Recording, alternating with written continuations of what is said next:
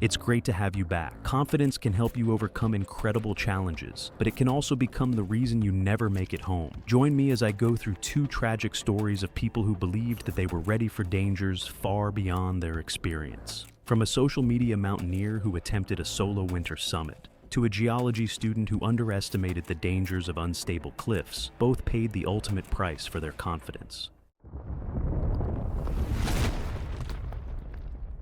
It was October 2nd, 2019, at Manaslu Base Camp, where the late afternoon sun had turned the glacial moraine into a wet mess of loose stone and melting ice. The temperature sat around 34 degrees Fahrenheit, warm enough for puddles to form between tent platforms. Prayer flags hung between bamboo poles in limp clusters, barely moving in the still air. The camp sprawled across a broad shelf at roughly 15,750 feet on the north side of the mountain. Dozens of tents in varying states of organization, each cluster belonging to a different expedition company. The smell of kerosene and dow mixed with the mineral tang of glacial runoff. Among the climbers staged at base camp was Sienna Price, a 25-year-old from Scottsdale, Arizona. Her TikTok following sat at roughly 50,000, modest by mainstream standards, but growing fast on the platform's early wave of adventure content. Her brand was built on a simple premise: fearless girl proves doubters wrong. The videos followed a formula: dramatic music over shaky footage,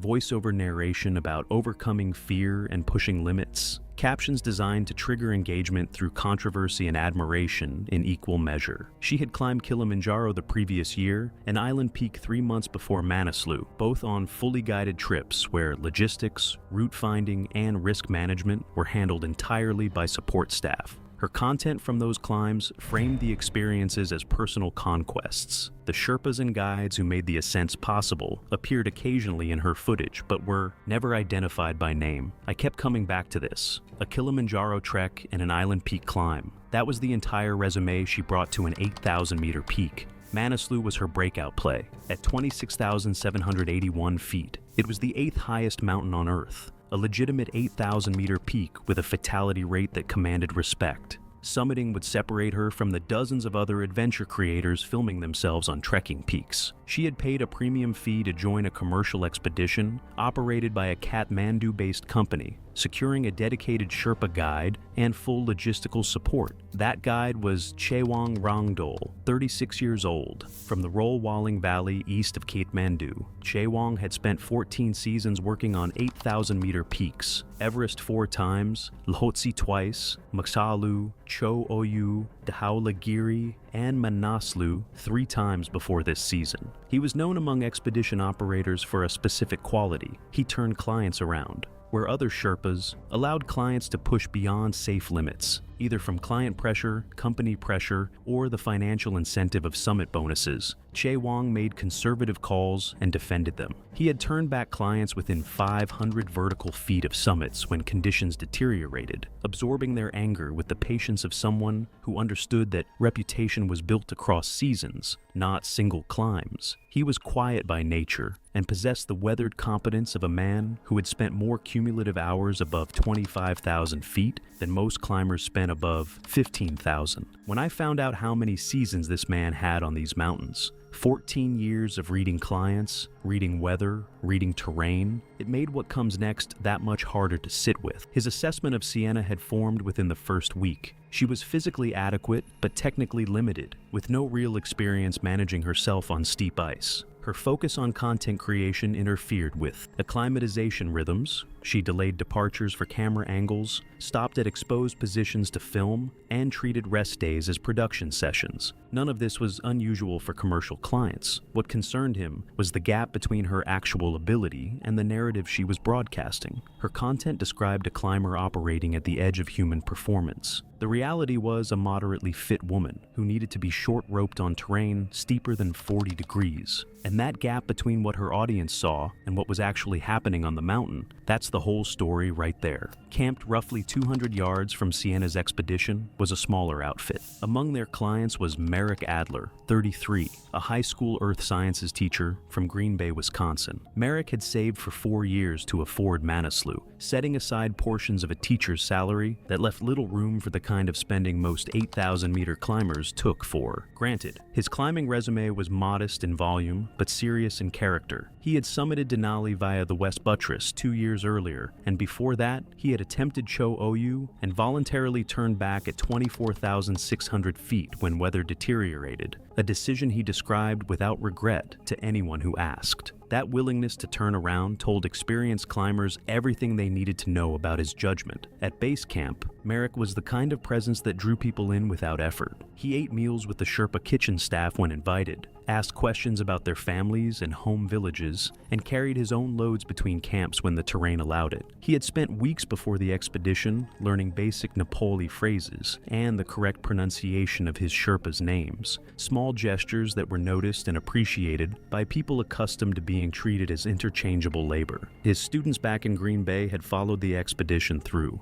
Updates he emailed from base camp whenever satellite connectivity allowed, and he carried a small banner they had signed that he planned to photograph at the summit. That's the kind of climber you root for, and that's exactly what makes the rest of this so difficult. The acclimatization rotations through September and early October proceeded normally for both climbers. Teams moved upward through the camp structure, Camp 1 at roughly 18,700 feet, Camp 2 at 21,000 feet, Camp 3 at 22,300 feet, climbing high and sleeping low in the iterative process that allowed bodies to adapt to diminishing oxygen. Sienna struggled more than her content revealed. At Camp 2, she vomited repeatedly and needed extended rest before continuing. Above Camp 3, on steep ice leading toward Camp 4, Che Wang short-roped her through sections where her crampon technique was insufficient to maintain safe purchase on hard blue ice. Her videos from those rotations showed none of this, only the carefully selected angles that framed her as confident and capable against dramatic backdrops.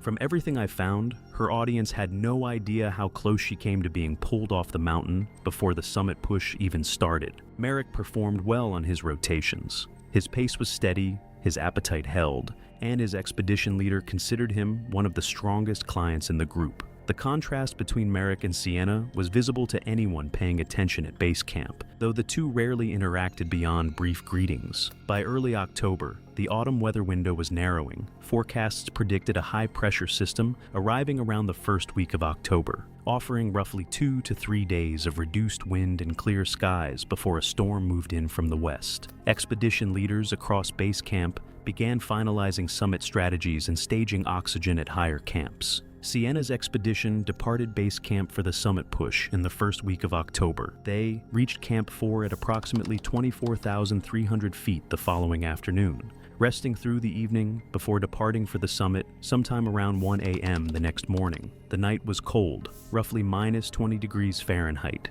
with moderate wind and clear visibility. A line of headlamps stretched up the slope above Camp 4 as teams from multiple expeditions climbed toward the summit. Sienna moved adequately through the first hours, her supplemental oxygen and the adrenaline of summit day providing a boost that masked the deficiencies Che Wang had been managing for weeks. But above 25,000 feet, the deficit began to show. Her pace dropped. She stopped more frequently, leaning heavily on her ice axe with each pause, her breathing audible even through her oxygen mask. Her crampon placements became imprecise, scraping and readjust where a confident climber would plant and trust.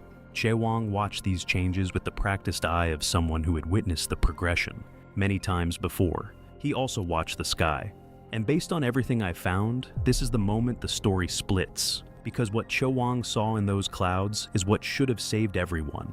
To the south, clouds were building along the ridgeline, in formations that experienced high-altitude climbers learned to read like text. Lenticular caps forming over neighboring peaks. A haze creeping up the valley that suggested moisture arriving ahead of schedule. The forecast had predicted the window would hold, but Chewang had spent enough seasons above 25,000 feet to know that forecasts were educated guesses and the sky was primary data. At roughly 25,800 feet, sometime around early morning, Chewang made the call. Sienna needed to turn around. Her deteriorating physical state and the weather signs made continued ascent inadvisable. The summit was still roughly 1,000 vertical feet above them, 2 to 3 hours in her current condition. That timeline would put them high on the mountain precisely when the weather arrived. Sienna resisted. Chewang did not engage in debate at 25,800 feet. He communicated through the economy that altitude demanded they were going down. She protested, but Chewang had managed this response before and knew that it rarely survived the first 10 minutes of descent. They began descending shortly after. And I want to be clear about something here. This was the right call. By every measure, Chewang did exactly what a 14-season veteran should do.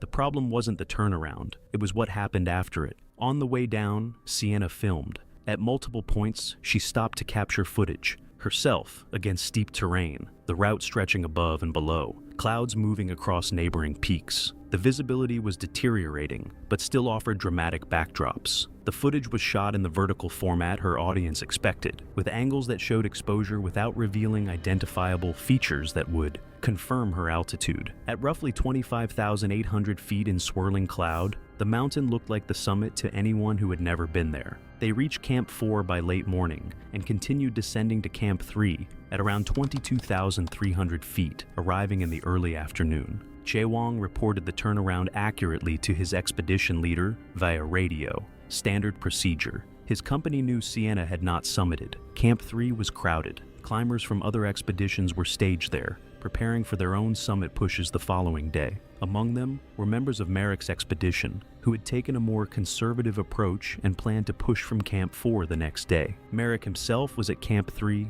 resting and hydrating, preparing for the climb to Camp 4 the following morning. And this is where the two timelines collide, because what Sienna was about to do at Camp 3 would reach Merrick's expedition before the weather ever could. What happened at Camp 3 over the following hours was reconstructed from statements by multiple climbers. Sienna, energized by the descent to a more comfortable altitude, moved between tent clusters talking to climbers from other expeditions. She described reaching the summit. She described conditions near the top as challenging but manageable, wind present but not dangerous, visibility adequate. She was specific in ways that sounded credible to people who had no reason to doubt her. The claim spread through camp the way information moves at altitude, repeated between tents, mentioned over meals, absorbed into the collective understanding of conditions on the mountain. And this is the part that got to me when I was piecing this together. She wasn't just lying about herself. She was feeding bad information into decisions that other people's lives depended on. Hey, quick reminder that if this kind of in-depth storytelling matters to you,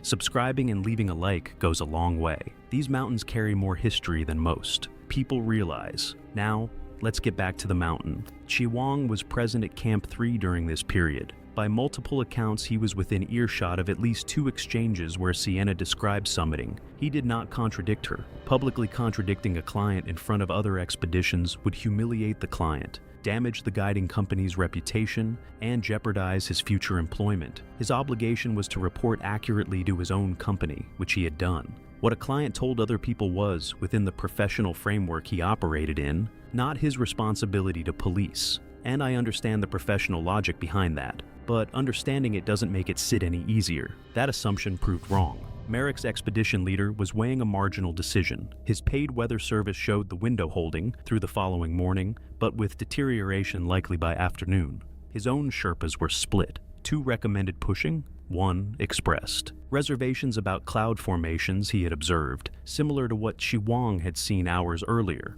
Into that uncertainty, the fresh summit report tipped the balance. A climber had reportedly summited that morning and described conditions as holdable. The report was not the sole factor. It never is on an 8,000-meter peak, but for a leader already leaning toward go, it resolved the ambiguity. Merrick's team would push to Camp 4 the following day and attempt the summit the morning after. Other expeditions made similar calculations. Stay with me here, because from this point forward, the weather is making every decision. Merrick departed Camp 3 the next morning in good spirits. He climbed strongly to Camp 4, arriving in the early afternoon with his Sherpa support team, a lead guide, and an assistant Sherpa who had worked 4 seasons on 8,000-meter peaks. They rested through the afternoon, melted snow, and prepared equipment. At Camp 4, the wind was already stronger than the Bonnie forecast suggested. Gusts rattled tent fabric with force. Several experienced Sherpas exchanged looks that communicated what words did not. The window was closing earlier than predicted, but expeditions were committed. The institutional momentum of a summit push, once initiated, was difficult to reverse. Merrick's team departed Camp 4 sometime around 1 a.m. The wind was steady at roughly 30 miles per hour, with gusts reaching higher, strong enough to require bracing on exposed sections. Visibility was adequate, but deteriorating. High clouds dimming the stars, creating a diffused moonlight that made terrain harder to read. Other teams were also climbing, their headlamps forming a scattered line on the route. For the first few hours, Merrick climbed steadily. His pace was slower than his acclimatization rotations had suggested. The wind and cold demanded additional energy, but he remained coordinated and alert. His Sherpas monitored him and saw nothing that warranted concern. They passed 25,000 feet sometime before dawn. By early morning, the deterioration that Shewang had predicted days earlier arrived in full. Wind increased sharply, jumping from gusts to sustained force that made upright movement dangerous. Visibility collapsed as clouds engulfed the upper mountain, reducing the world to a few meters of swirling gray. Temperature dropped into a range where exposed skin suffered frostbite within minutes. Teams that had been climbing in a loose line were suddenly isolated in whiteout, each group reduced to the small circle of visibility around their headlamps. I've covered enough of these to know, when the mountain decides the window is closed, there's no negotiating with it. The lead Sherpa on Merrick's team made the call to retreat immediately. They had reached approximately 25,400 feet. The summit was over 1,300 vertical feet above them, and the conditions made continued ascent suicidal. Merrick did not argue. He understood weather, and he understood the math. They began descending. The descent should have been straightforward. Fixed ropes marked the route, and they had climbed the same terrain hours earlier. But the storm was erasing the mountain's features. Blowing snow buried the fixed lines. Visibility reduced to arm's length. Finding each anchor point required digging through accumulating snow and tracing the rope by feel. At approximately 25,100 feet, the assistant Sherpa moved ahead to locate the next section of fixed rope. He unclipped from the line to traverse a short section where the rope had been buried under ice and debris. In adequate visibility, the traverse was routine, 10 meters across mixed terrain. In whiteout, it was a gamble that depended on memory the storm had already compromised. He did not return. The lead Sherpa waited as long as conditions permitted, calling into the wind, then continued descending with Merrick on the fixed line they had confirmed. Merrick and his lead Sherpa continued descending through the storm. Each anchor transition required excavating rope from under snow and moving to the next point. Merrick's hands were losing function despite heavy gloves, the cold and fine motor demands of manipulating carabiners on frozen ropes overwhelming his circulation. His lead Sherpa managed the technical work at each anchor, clipping and unclipping for both of them, while the wind tore at their bodies. At approximately 24,800 feet, Merrick collapsed. The lead Sherpa later described the moment. One step he was moving, the next he was on his knees in the snow, folding forward as though a switch had been turned off. The Sherpa checked his oxygen, functioning, flow adequate. The collapse was systemic. Hours of extreme exertion in storm conditions had pushed his body past a threshold that supplemental oxygen could not compensate for. The lead Sherpa attempted to get him moving. He pulled at his harness, shouted into the wind, tried to lift him. Merrick responded with sluggish movements that produced no forward progress. The lead Sherpa faced the calculation that every Sherpa above 25,000 feet understood. The arithmetic of rescue at extreme altitude, where the weight of a body and the angle of a mountain formed an equation that rarely solved in favor of survival. He stayed with Merrick for over 40 minutes. When Merrick stopped responding entirely, the Sherpa descended to Camp 4 alone, arriving after dark in a state of exhaustion and frostbite that required immediate attention. His report confirmed 2 missing, the assistant Sherpa and Merrick Adler, and that's what I can't get past. Merrick did everything right. Turned back on Cho Oyu, climbed conservatively, respected every protocol. None of it mattered because someone else's lie put him on that slope a day too late. When news of the crisis reached Camp 3 via radio traffic, Chewang Rangdol understood what the fragmented reports meant before the details were confirmed. He had watched the weather build for 2 days. He had watched Sienna's lies spread through Camp 3. He had said nothing. The connection between his silence and the teams now dying above him was not a certainty. No single factor had caused the disaster, but it was a possibility that settled into him with a weight that altitude alone could not explain. At first light the following morning, Chewang joined a group of Sherpas organizing rescue operations from Camp 3. The storm had weakened, wind reduced to roughly 20 miles per hour, visibility improved to several hundred meters, but conditions remained dangerous above 24,000 feet. Chewang climbed back toward Camp 4 with the rescue group, reaching it by mid-morning. He worked for roughly 9 hours in exposed conditions above Camp 4. He helped carry an injured climber from another expedition down steep terrain. He dug through snow searching for buried equipment and people. Multiple times, he removed his gloves to manipulate frozen carabiners and knot systems that insulated fabric made impossible to operate. The cold destroyed tissue in his fingers with a progression he was experienced enough to recognize, but chose to ignore. By the time Chewang descended to Camp 4 that evening, both hands were severely frostbitten. The skin had turned white and waxy, sensation was gone, and the swelling that followed over the next hours confirmed the damage was deep. This is the detail that stayed with me longest. He could have remained at Camp 3. He'd already done his job. Instead, he climbed back into the storm to try and fix what his silence helped cause, and the mountain took his hands for it. The assistant Sherpa was found 2 days later, roughly 100 meters off the fixed line at 25,100 feet. He had fallen approximately 200 feet down a snow slope and sustained injuries consistent with a tumbling fall. He had not survived. Merrick Adler was found roughly 2 days after the storm at approximately 24,800 feet, seated in the snow where his Sherpa had last seen him. Ice had formed over his clothing and oxygen mask. The banner his students had signed was in the chest pocket of his down suit. Conditions prevented safe recovery of either body. The investigation that followed identified multiple contributing factors: a weather window that closed earlier than forecast, aggressive timing by several expedition leaders, and communication failures between teams. Investigators specifically noted that a false summit report contributed to other teams' decision-making during a period of forecast uncertainty.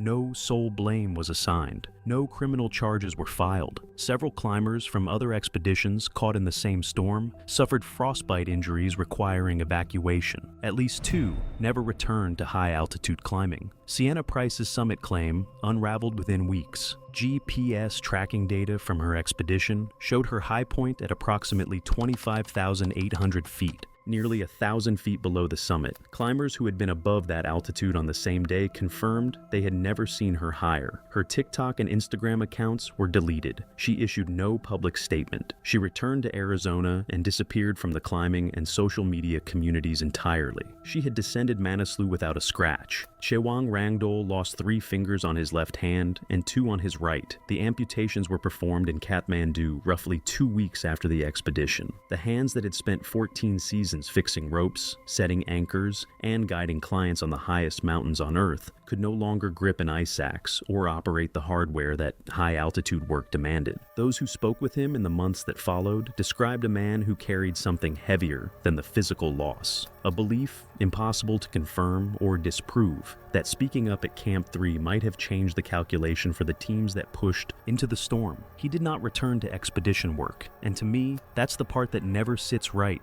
She walked off that mountain without a scratch. Chewang lost his fingers. Merrick's students lost their teacher, and the system just moved on.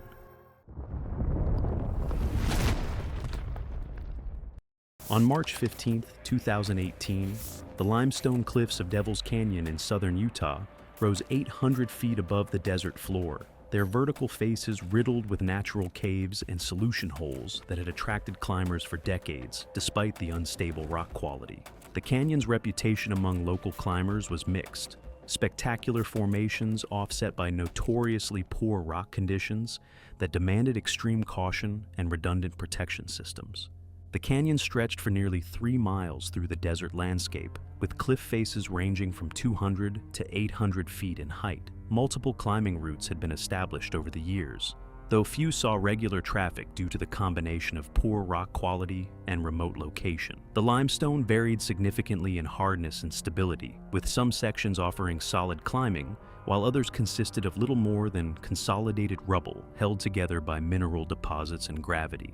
Among those drawn to the canyon was Zelda Kane, 23, a geology graduate student just 2 months away from defending her thesis and earning her master's degree. She worked part-time at a mineral testing laboratory while completing her research on karst formations in the Southwest, spending long hours analyzing limestone samples under microscopes and documenting their structural properties through X-ray diffraction and chemical analysis.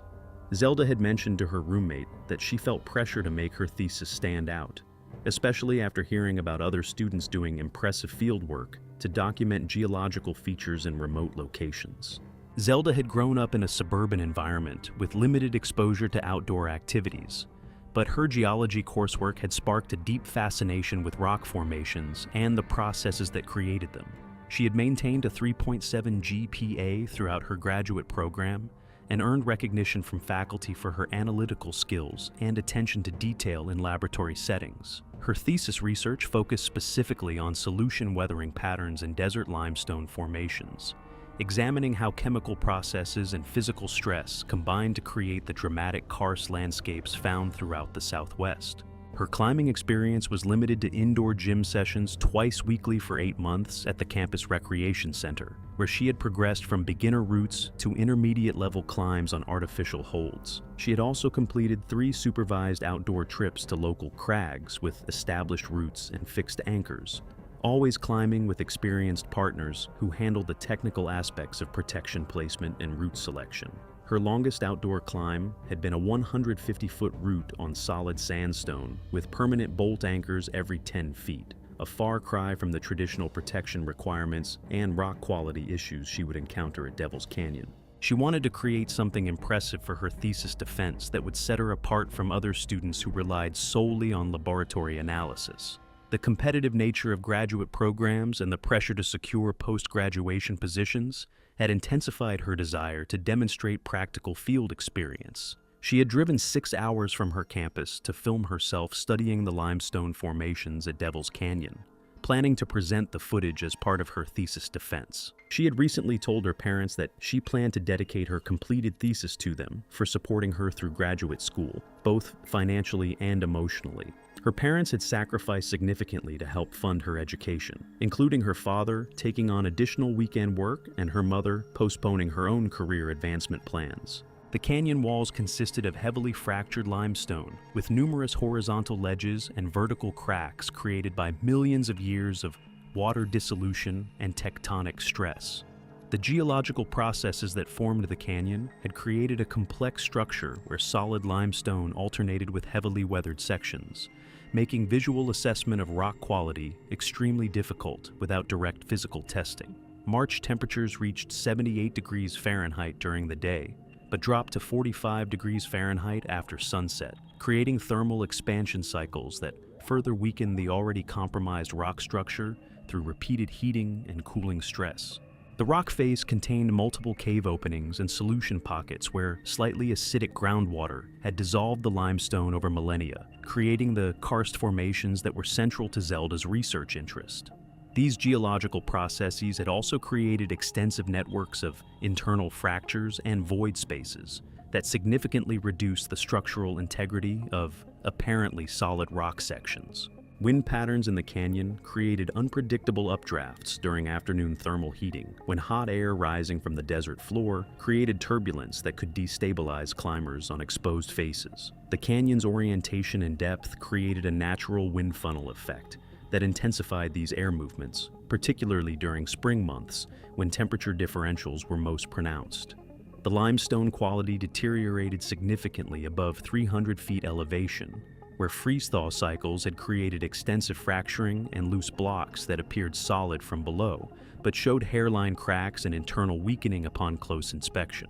Local climbing guides and experienced climbers typically avoided routes above this elevation due to the increased rockfall hazard and protection placement difficulties in the fractured rock. The few established routes in the area required extensive knowledge of rock quality assessment and redundant protection systems to climb safely, expertise that took years of experience to develop and was far beyond what weekend climbers or occasional outdoor enthusiasts possessed. A faded information board at the trailhead contained general climbing safety reminders and mentioned seasonal rockfall concerns, particularly during spring months when thermal cycling was most severe and winter moisture had weakened already compromised rock structures. The sign recommended multiple protection points and backup systems for any technical climbing, though it provided no specific route information, difficulty ratings, or detailed hazard assessments for the various cliff sections. She had gathered information about the area from multiple sources and found several climbing forum posts mentioning the poor rock quality and recommending advanced traditional climbing skills for anyone attempting routes in the canyon.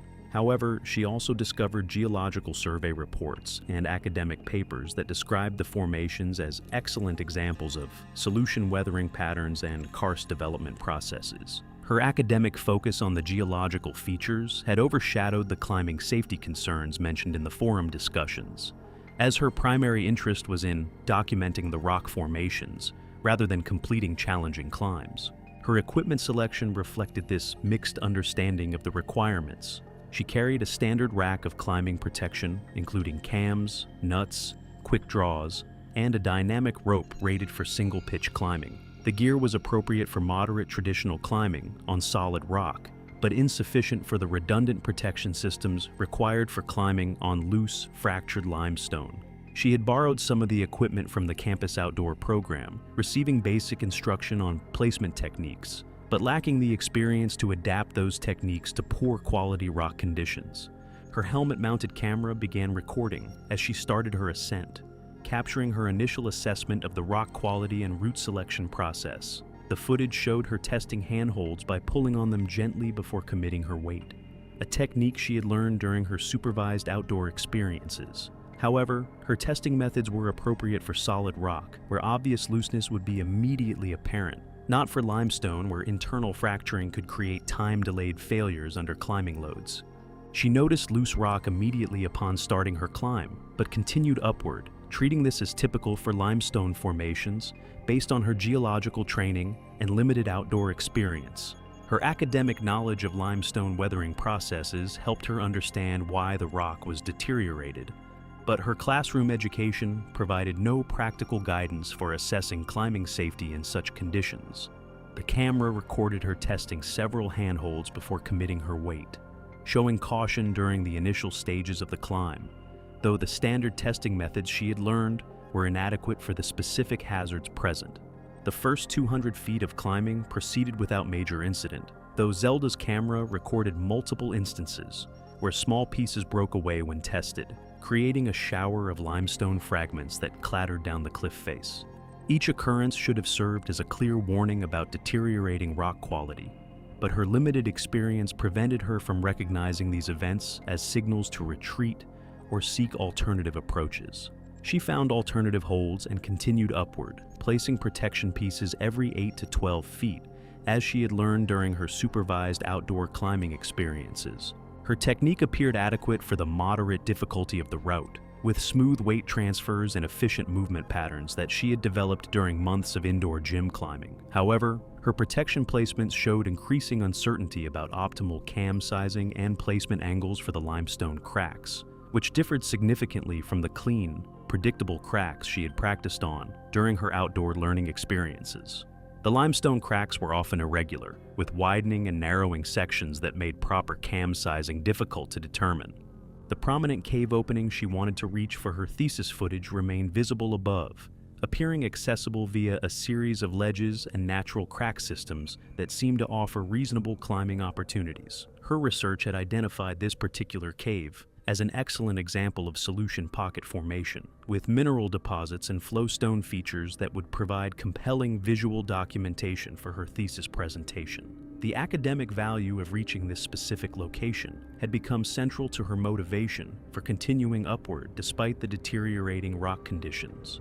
Her camera recorded her checking her phone during a rest at 250 feet, showing weak signal before she continued upward toward her geological target, The brief phone check revealed several text messages from her roommate asking about her expected return time, but also showed her reviewing digital photos of the cave opening she had taken, with a telephoto lens from the canyon floor.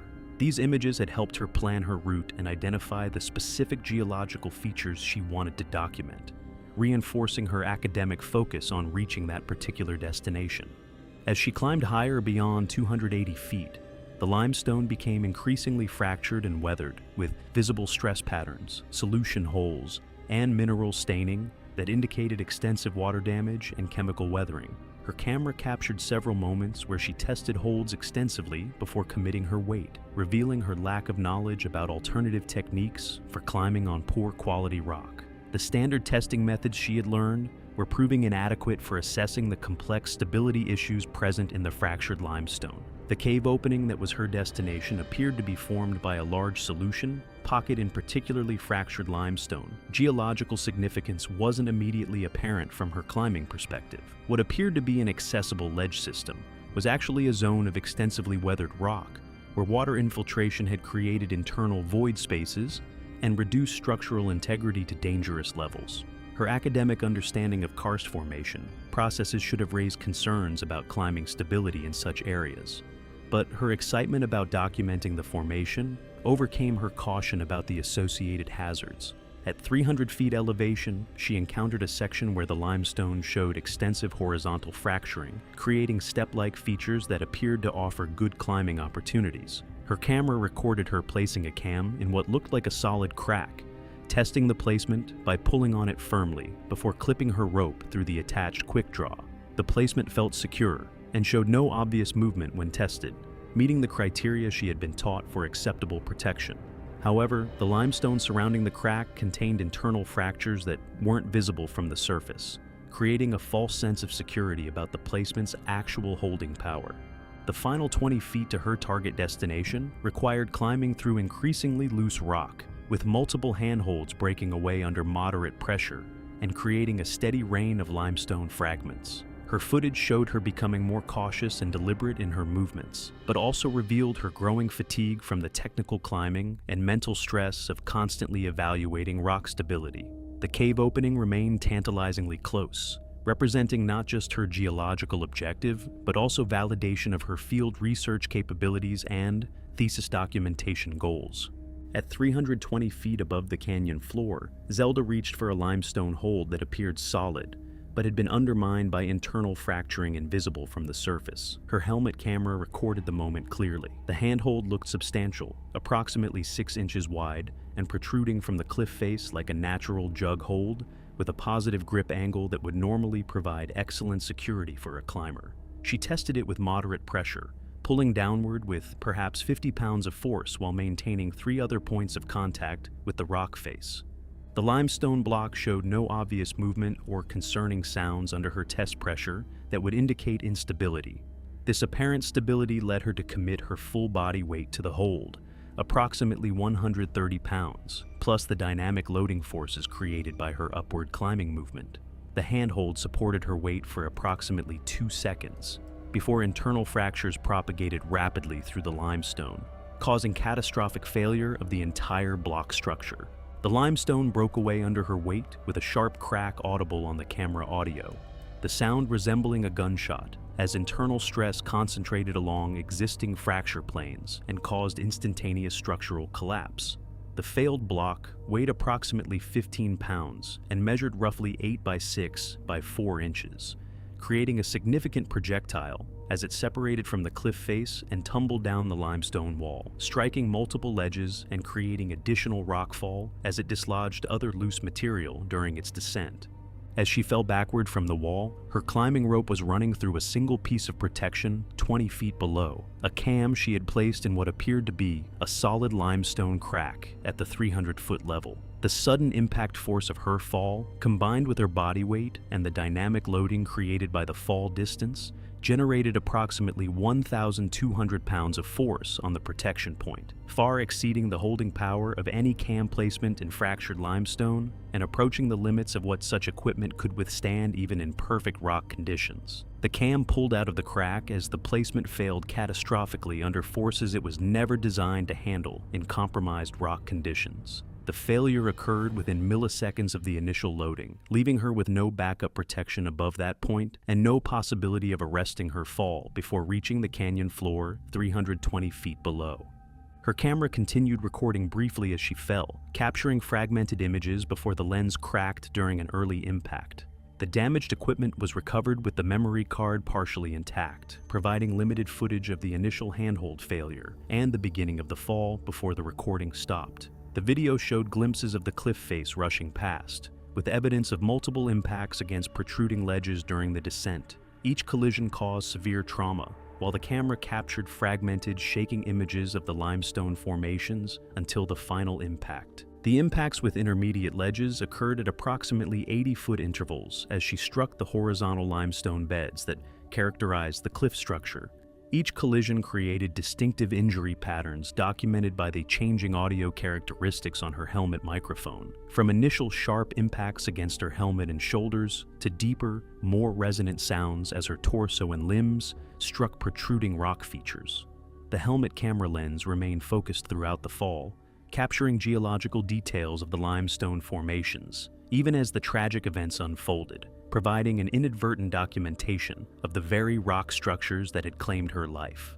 The fall lasted approximately 6 seconds from initial handhold failure to final impact, during which she covered the full 320-foot distance and struck at least 4 intermediate ledges with sufficient force to cause major trauma. Her body reached an estimated terminal velocity of approximately 85 feet per second by the time she struck the boulder field at the canyon base, creating impact forces that exceeded the survivability limits of human physiology by several orders of magnitude. The helmet camera was recovered with significant impact damage, though investigators were able to extract partial footage from the memory card. The recovered video documented the handhold failure and initial fall sequence before the camera was damaged during impacts with the cliff face. The available footage showed no equipment malfunctions or user errors in rope handling, confirming that inadequate protection placement in unsuitable rock conditions was the primary cause of the accident.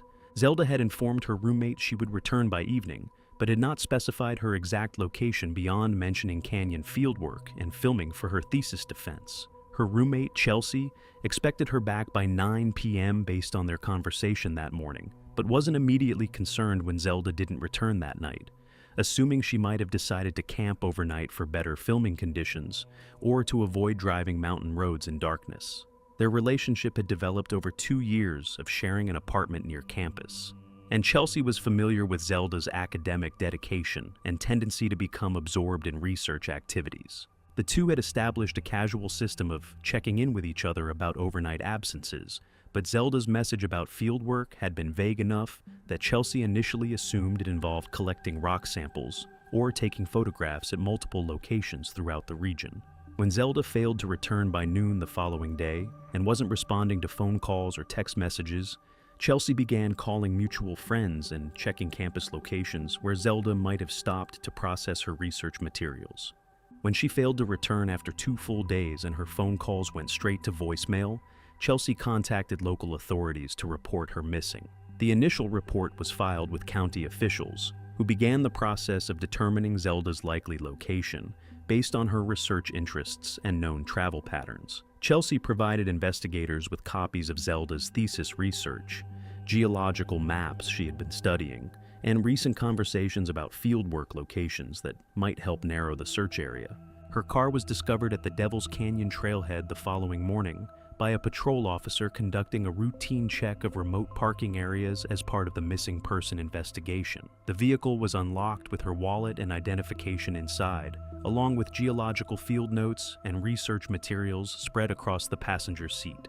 Her laptop computer was also present, containing draft chapters of her thesis, research notes about limestone formations in the region, and digital photographs she had taken during previous scouting trips to identify promising study locations. The discovery of her abandoned vehicle immediately escalated the search priority, as it indicated she was likely somewhere within the canyon system and potentially in distress.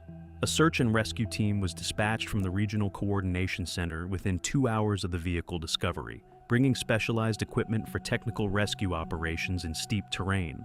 The team included experienced climbers familiar with the canyon's geography and hazards, along with medical personnel trained in wilderness trauma response. The search team located her body at the base of the cliff face within 3 hours of beginning their systematic search of the canyon. The location was immediately identifiable due to the fresh rockfall debris and equipment scattered across the boulder field, with pieces of her climbing gear visible from several hundred feet away. Her helmet camera was still attached but severely damaged from the impacts, with the memory card partially corrupted. The recovery operation required technical rope systems due to the steep terrain and ongoing rockfall hazard in the area. The medical examiner determined that Zelda died from multiple traumatic injuries consistent with a high-altitude fall onto rocky terrain. The autopsy revealed severe head trauma despite her helmet protection, multiple fractures throughout her skeletal system, and massive internal injuries that would have caused immediate death upon impact with the boulder field. The pattern of injuries indicated she had struck several ledges during the fall before reaching the canyon floor, with each impact contributing to the cumulative trauma that caused her death. Her helmet camera footage confirmed that protection failure in poor quality limestone was the primary cause of the fatal fall, showing the exact sequence of handhold failure and subsequent protection failure. The investigation found that her climbing gear met all safety standards and showed no manufacturing defects, but noted that the cam placement had been inadequate for the fractured rock conditions present above 300 feet elevation. The limestone at the protection point showed extensive internal fracturing that wasn't visible from the surface, creating conditions where apparently solid rock could fail catastrophically under loading. The case was classified as an accidental death with no suspicious circumstances. Her parents received her nearly completed thesis from her academic advisor, who noted that Zelda had planned to dedicate the work to them in recognition of their support throughout her education. The thesis defense scheduled for May was canceled. Following departmental review, her degree was awarded posthumously several months later. It was May 18, 2019, above 16,400 feet in the Khumbu Valley. The air held a stillness where sound faded quickly, voices flattened, and even footsteps on rock seemed to disappear before they finished. Light arrived before heat at this altitude, and on most days, warmth never fully followed. Ryan Cardama was 23, from Central Texas, where the highest nearby elevation reached about 1,800 feet. He worked in warehouse logistics, structured, routine-driven work, and had framed the Nepal trip to coworkers almost entirely around the footage he expected to capture: glaciers, ridgelines, and light across snowfields rather than the demands of sustained altitude. Derek Sargent, 22, from California's Central Valley, handled the group's technical side: cameras, lenses, storage, and workflow. He was precise with what he knew, but less aware of what he didn't. He spent time reviewing shot lists before the trip. The acclimatization guidelines in the same folder received less attention. That detail stopped me cold when I found it. Marcus Chervy, 24, from the Tampa Bay area, positioned himself as the group's most experienced outdoorsman. He had completed multi-day hikes in the American Southeast and maintained strong physical fitness, but had no meaningful exposure to elevations above 10,000 feet. The Smoky Mountains top out around 6,600 feet, an elevation that does not prepare the body for the 16,000-foot conditions of the Khumbu. The difference is fundamental, not gradual, and confidence built at lower altitude does not transfer. As expected, I've covered enough of these stories to know that confidence is almost always the first thing that gets people into trouble. Not recklessness, just misplaced confidence. The three had connected through the online outdoor content space, building a modest audience around accessible, visually driven trekking videos, where relatability, not technical expertise, was the focus. Nepal had been planned for 8 months around shot lists, gear, and posting schedules, with little emphasis on acclimatization. The Everest base camp route was treated as manageable by default, even though adaptation to altitude, not fitness, is what determines most outcomes on this trail. Pre-departure materials outlined these risks, but they were not treated as a central constraint in planning. The flight to Lukla at 9,380 feet marked an immediate shift into an environment the body was not yet prepared for. The group spent one night in Lukla before beginning the approach toward Namche Bazaar, the primary hub village of the Khumbu region, situated at approximately 11,286 feet. This remained within standard expedition planning, but already reflected the faster end of typical acclimatization, pacing for arrivals from low elevation. This was still within normal expedition planning, but already at the faster end of standard acclimatization, pacing for arrivals from low elevation. The walk from Lukla to Namche takes most trekking groups 2 days, with the second day involving a sustained climb of roughly 2,600 feet, the first significant physical test of the route. The Sherpa guides assigned to the group by the trekking operator were experienced. On this route, guides are not there to introduce technical difficulty, but to manage risk that emerges from physiology and decision-making rather than terrain alone. Between them, they had accumulated years of work on the Khumbu routes, including multiple seasons supporting commercial trekking groups of varying fitness, levels, and preparation quality. They were not technical mountaineers leading rope descents of difficult peaks. The Everest base camp route does not require that, but they were deeply familiar with the terrain, the weather patterns, the physiological warning signs that altitude produces in unacclimatized trekkers, and the behavioral patterns that tend to precede problems. I've seen how that familiarity shows up early in the way groups move through the lower sections of a route. Within the first day of walking, they had begun to form an assessment of the group. The assessment was not alarming at that stage. It was observational. The 3 young men were fit enough to move at a reasonable pace on the lower sections of trail. They were enthusiastic, which was common. They stopped frequently to film, a pattern common among content-focused trekkers that had grown substantially in recent years. What the guides noted was that these stops were not functioning as recovery. They involved repositioning, equipment adjustments, and reviewing footage on small screens before movement resumed. Each interruption served the content rather than physiological rest, and the pattern did not change as elevation increased.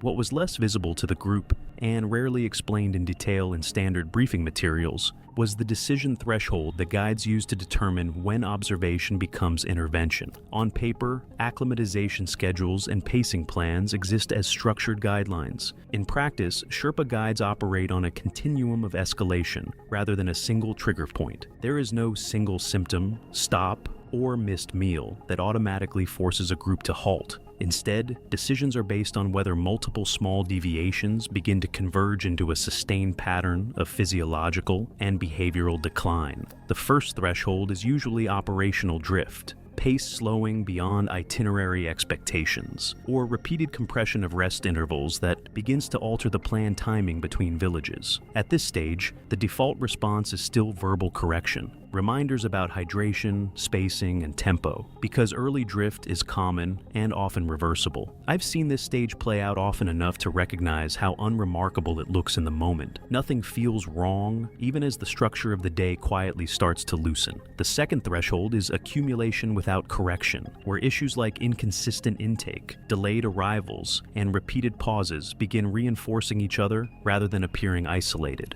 At this stage, guides typically move from reminders to more explicit instruction, adjusting spacing or adding enforced rest, without fully stopping progress. A full intervention, such as slowing the itinerary or holding a group in place, is reserved for when physiological signs align with behavioral drift, including persistent headaches, coordination changes, or cognitive lapses, affecting basic judgment. In this case, the guides remained in the middle range of that spectrum, as the concerns, slower timing, reduced intake, intermittent confusion, still had plausible altitude-related explanations and had not yet reached the threshold for overriding the itinerary. Guides are rarely responding to a single clear indicator. They are interpreting clusters of behavior that only gain meaning once they begin to persist over time. So, the situation remained in a managed state, corrected, monitored, and noted, but not escalated. In my view, I'm not looking at any one signal in isolation. I'm tracking patterns, small shifts in pace, intake, attention, and watching how they repeat, overlap, and reinforce each other until they stop behaving like coincidence and start forming something more consistent. The gap between observation and intervention in this kind of environment is rarely about awareness. It is about how long a pattern can remain ambiguous before it becomes operationally undeniable. And by the time ambiguity resolves into certainty at altitude, the available margin for correction is often already reduced. Hydration and nutrition followed the same structure, inconsistent intake that never fully adjusted as altitude increased. The guides raised concerns early, but while the issue was acknowledged, it did not translate into sustained behavioral change. The shortfall accumulated steadily as exertion increased and oxygen availability decreased.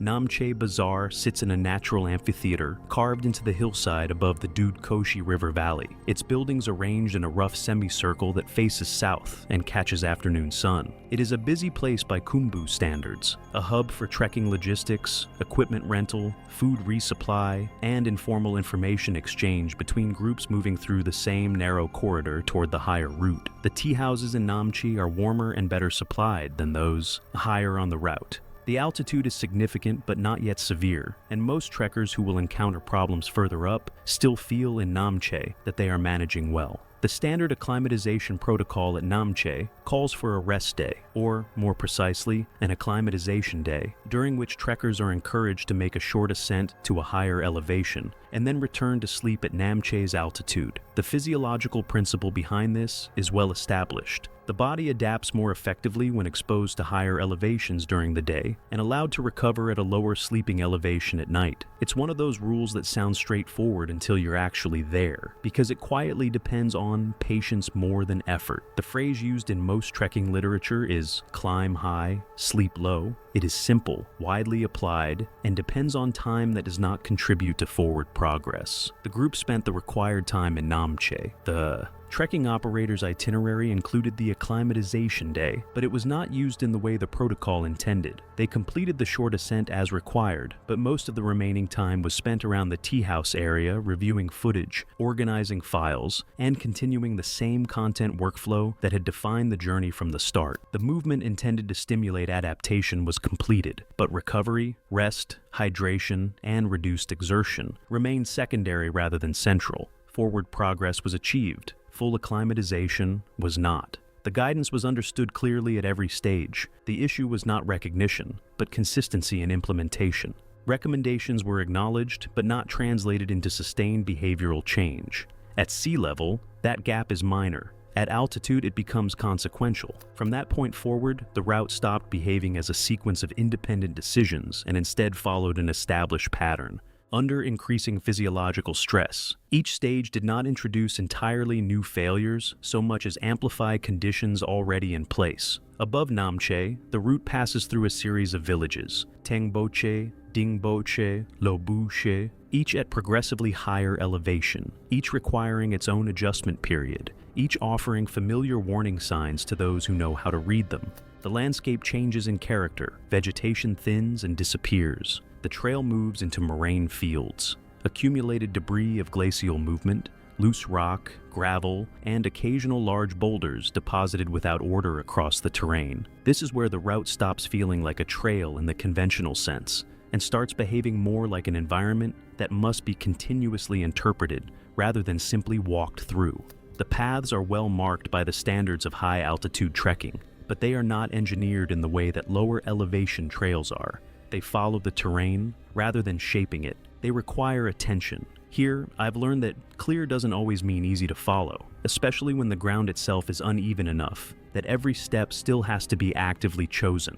The group moved through this section over several days at a pace that, by distance alone, appeared consistent with the itinerary, but distance was not the limiting factor. Altitude response depends on time, fuel, hydration, and cumulative stress. And on all of those measures, the group was gradually falling behind. One detail the guides later emphasized was that the group's daily timing began to drift despite leaving on schedule. Above 13,000 feet, they were arriving later than expected with increasing consistency. The explanation wasn't a single factor. It was the accumulation of unregistered interruptions, short gear adjustments that turned into recovery pauses, breath breaks that lengthened slightly without being classified as rest, and repeated stops, that were not treated as deviations. Over time, these fragments did not change the route on paper, but they steadily reduced how much uninterrupted movement the body was actually performing each day. The headaches began above 13,000 feet, which is not unusual at that elevation. Mild headache is among the earliest responses to reduced oxygen availability, and in isolation, it does not signal acute danger. The standard response is hydration, rest, and monitoring for escalation. In this case, the symptoms were treated as background discomfort rather than a condition requiring adjustment to pace or behavior. They continued filming through them, sometimes referencing the headache directly on camera without altering the structure of the day. That distinction becomes critical. Symptoms that are not acted on stop functioning as signals. Cognitive strain began to show in repetition rather than confusion.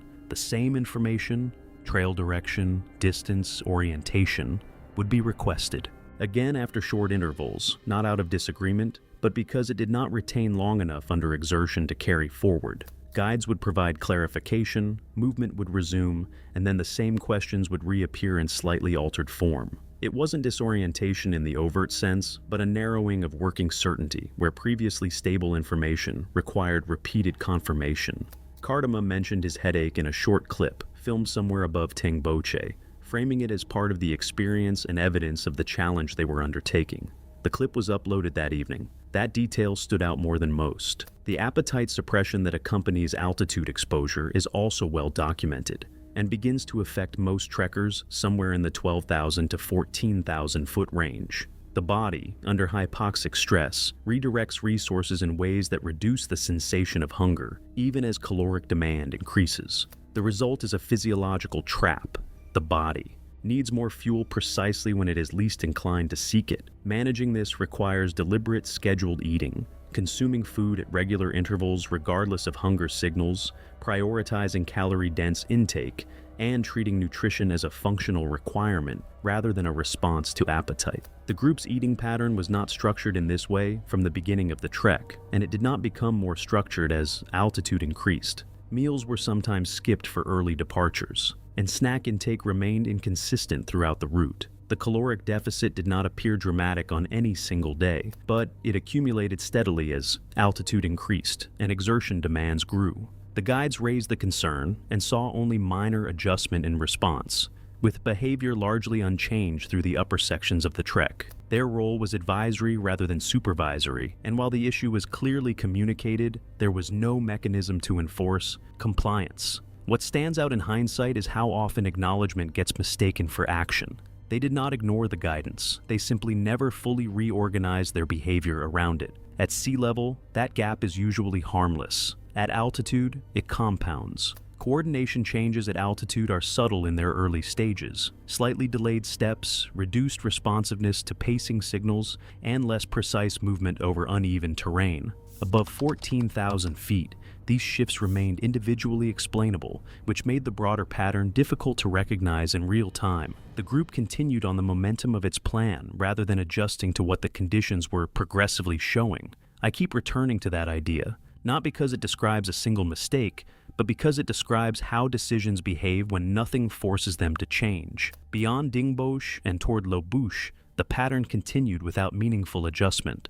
The terrain grew more complex, wider. Moraine fields, narrower paths, and unstable surfaces where gravel often concealed underlying ice. Sections that appeared straightforward required constant attention, with sudden transitions and reduced margin for error. On May 18th, under typical pre-monsoon conditions, temperatures in the upper 20s to 30s, Fahrenheit and steady wind across exposed ridges, the group departed before 6 in the morning, maintaining the same filming-driven pace that had defined the trek from the start, capturing footage during the hours when the sun was low and the shadows were long. Breakfast on the morning of May 18th was minimal, according to tea house staff. Another small decision that, in isolation, would not matter, but at altitude rarely exists in isolation for long. Fixed ropes were installed along this traverse, anchored at intervals to provide balance and stability. They were not designed to stop a full fall, but to assist controlled movement, something manageable under normal conditions, but far less reliable for someone already physically and cognitively compromised. For a person in compromised physical condition,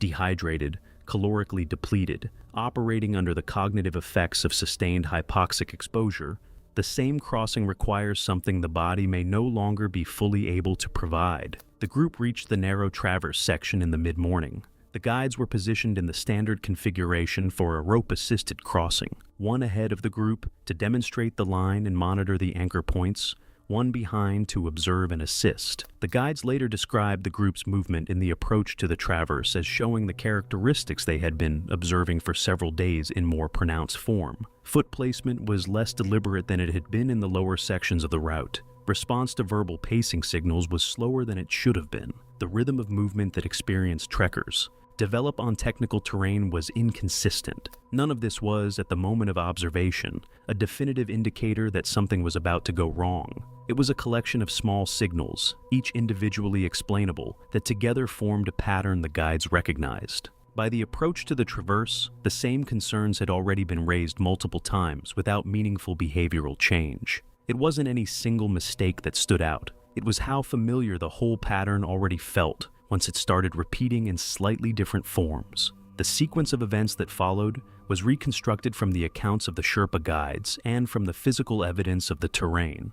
It unfolded over a period of seconds. One member of the group made an adjustment to the camera equipment being carried during the crossing. The adjustment involved a shift in body position at a point on the traverse where the trail surface was narrowest, and the fixed rope required steady, consistent tension to function as intended. The shift in position moved weight distribution away from the optimal center of gravity alignment that the crossing required. The foot that bore the redistributed weight came down on a section of trail surface where loose gravel overlaid a thin ice crust. The gravel, under the change weight distribution, shifted. Everything that came before, every skipped meal, every filming pause, every ignored recommendation, it all converged in that 1 second. The ice beneath it offered no friction. The foot moved. The fixed rope arrested the initial movement, but the arrest transferred load along the rope system, and the load transfer reached the other members of the group who were on the line at the same moment.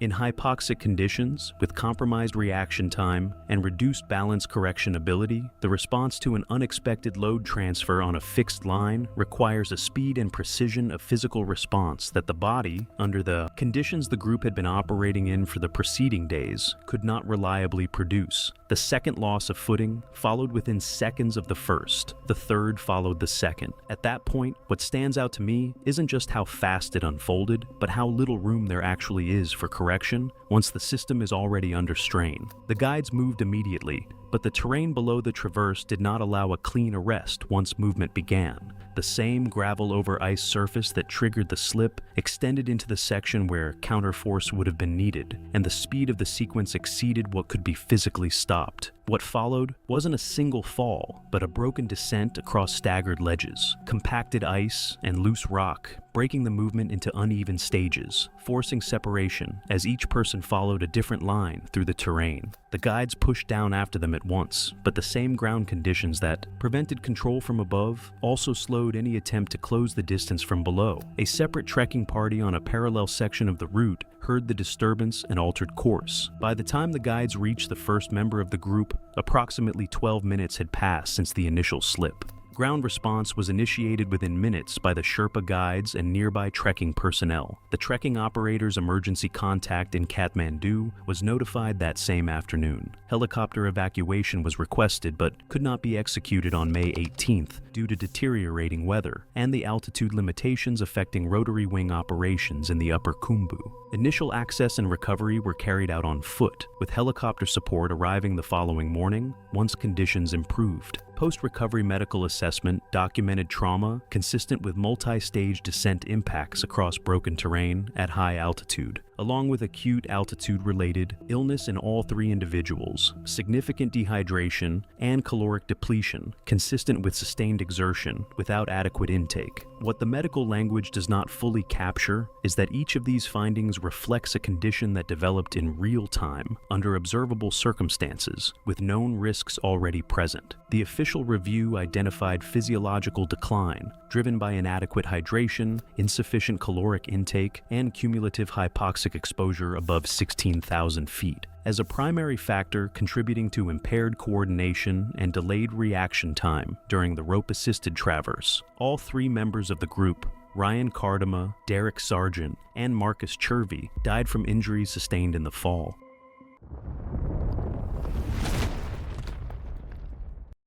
On February 14, 2016, the Longs Peak trailhead was frigid, with strong winds at the summit and gusts expected to rise. Recent heavy snowfall had raised avalanche danger, with limited daylight and a chance of afternoon snow squalls. Juaima Hanalili pulled into the parking lot as her headlights cut through the pre-dawn darkness. At 28, she had built something remarkable from nothing, a TikTok following that tuned in to watch her make the impossible seem accessible. What had started as weekend hiking posts from her Boulder apartment had evolved into her full-time career, complete with sponsorship deals and the constant pressure to produce content that would keep her audience engaged. The parking lot held only 2 other vehicles, their windshields already frosted over in the frigid air. Juaima methodically laid out her gear on the tailgate of her Subaru, the ritual familiar from dozens of previous climbs.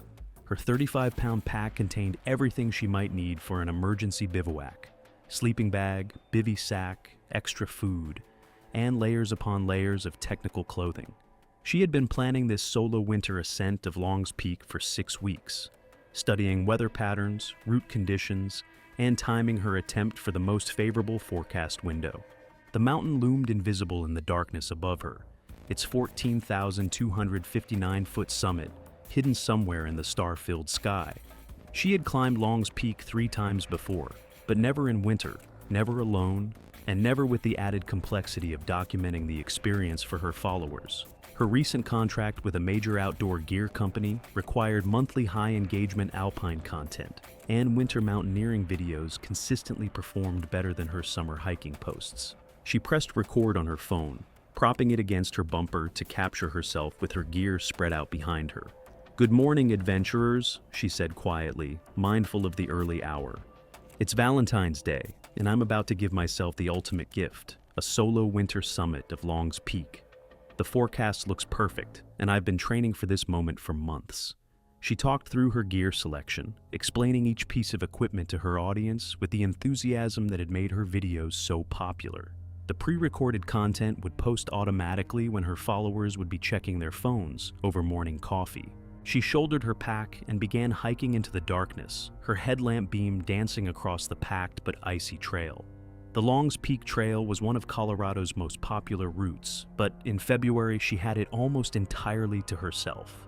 The silence was profound, broken only by the crunch of her micro-spikes on the frozen ground and the steady rhythm of her breathing in the thin air. The first 3 miles passed quickly as she warmed up, her body generating heat despite the frigid temperature. She had started fast, faster than her planned pace, but felt strong and confident. The trail was well packed from previous hikers, making navigation straightforward even in the darkness. She passed familiar landmarks, the junction with the Storm Pass Trail, the wooden bridge over Alpine Brook, the gradual steepening as the trail began its serious ascent toward treeline. She had reached approximately 11,500 feet, where the last stunted pines gave way to open alpine terrain. Dawn was breaking over the eastern plains, painting the sky in shades of pink and gold that made her pause despite the cold. The temperature had dropped to 3 degrees, and she could feel the wind for the first time, a steady presence that hadn't been noticeable in the shelter of the trees. She stopped to add her insulated jacket and switched to heavier gloves, then set up her phone to capture the sunrise with the vast expanse of Mountain National Park spread out below her. The footage was spectacular, exactly the kind of content her sponsors loved and her followers devoured. She posted it immediately, adding her location and a few encouraging words about pushing boundaries and embracing challenges. Within minutes, likes and comments began appearing, even at this early hour. Her audience was global now, and somewhere in the world, people were always awake and scrolling. The terrain above the treeline was dramatically different from the forested approach. Here, the landscape was stark and windswept, dominated by massive granite boulders and patches of wind-scoured snow. The trail became less obvious, marked primarily by cairns, stacks of rocks that guided hikers toward the technical climbing route. Juaima had studied this section extensively, but seeing it in winter conditions was different from the summer photos she had memorized.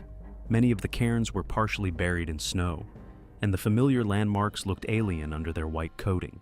She reached Boulder Field, a vast expanse of house-sized granite blocks, at 12,760 feet. This was the last relatively sheltered area before the route became truly technical, and she used the opportunity to make critical gear changes. Off came her hiking boots, replaced by rigid mountaineering boots that would accept crampons. She added another insulation layer and switched to her technical shell jacket, designed to handle the wind and weather she would encounter on the exposed upper mountain. The wind had increased noticeably, sustained at around 30 miles per hour with stronger gusts that required her to brace against her trekking poles. She checked her phone and found no cellular service, expected at this elevation and location. Her GPS showed she was 30 minutes ahead of schedule, which pleased her. The faster pace would give her a buffer for the technical sections ahead and ensure she had plenty of time for the descent. She passed through the keyhole, a distinctive notch in the ridgeline that marked the transition from hiking to mountaineering. The moment she stepped through the gap, the wind hit her with full force. On the protected east side of the mountain, the wind had been manageable. Here on the exposed west face, gusts were strong enough to stagger her, and she had to lean into her ice axe for stability. The route ahead was laid out before her like a vertical roadmap. The ledges, a series of rock shelves requiring scrambling, the trough, a steep snow-filled gully, the narrows, an exposed traverse with 1,000-foot drops, and finally, the home stretch, the steep granite slabs leading to the summit. From her position at the keyhole, the summit looked deceptively close. She estimated 2.5 hours to reach the top, which would put her there well within her planned turnaround time. The ledges section required careful route finding across a series of rock shelves and short cliff bands. In summer, this was straightforward scrambling, but winter conditions had transformed it into something more serious. Snow and ice covered many of the handholds, and she had to test each placement carefully before committing her weight. The exposure was significant. A fall here would likely be fatal, but the moves were within her ability level. She paused on a particularly photogenic section to set up her phone on a small tripod, capturing footage of herself, traversing a narrow ledge with the vast landscape spread out behind her. The shot required several attempts. The wind kept knocking over her phone, and she wanted to ensure the lighting was perfect. The delay added time to her timeline, but the content would be worth it. Her followers expected high production values, and she had built her brand on delivering exactly that. She began ascending the trough, a steep couloir that represented the most technically demanding section of the route. The gully was filled with hard-packed snow and ice, requiring her to kick steps into the slope while using her ice axe for balance and security. The angle was steep enough that a fall would be difficult to stop, but not so steep as to require ropes or advanced technical skills. The wind was funneling through the gully, creating a venturi effect that increased its speed and dropped the effective temperature to around -15 degrees. Her goggles fogged repeatedly from her exertion, forcing her to stop and clear them every few minutes. At 13,500 feet, she was breathing hard despite her excellent fitness, the thin air making every step an effort. The trough was a place where many climbers turned back, intimidated by the exposure and technical difficulty. Joaima felt the challenge, but also felt confident in her abilities. She had trained extensively on similar terrain, and her movements were efficient and controlled. Each step was deliberate, each placement of her ice axe calculated for maximum security. She had completed the trough and emerged onto the narrows, a horizontal ledge traverse that was perhaps the most psychologically challenging section of the entire route.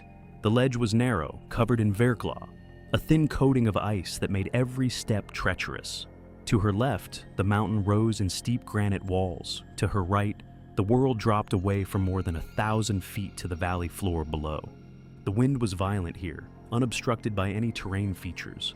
Gusts hit her with enough force to threaten her balance, and she found herself crouching and waiting for lulls before moving across the more exposed sections. One particularly strong gust nearly knocked her sideways, and she pressed herself against the rock wall until it passed, her heart racing from the close call. She realized she was now behind schedule, not dangerously so, but enough to notice. The technical sections were taking longer than anticipated, partly due to conditions and partly due to her methodical approach to safety. She could see the summit plateau above her, tantalizingly close, at only 500 vertical feet away.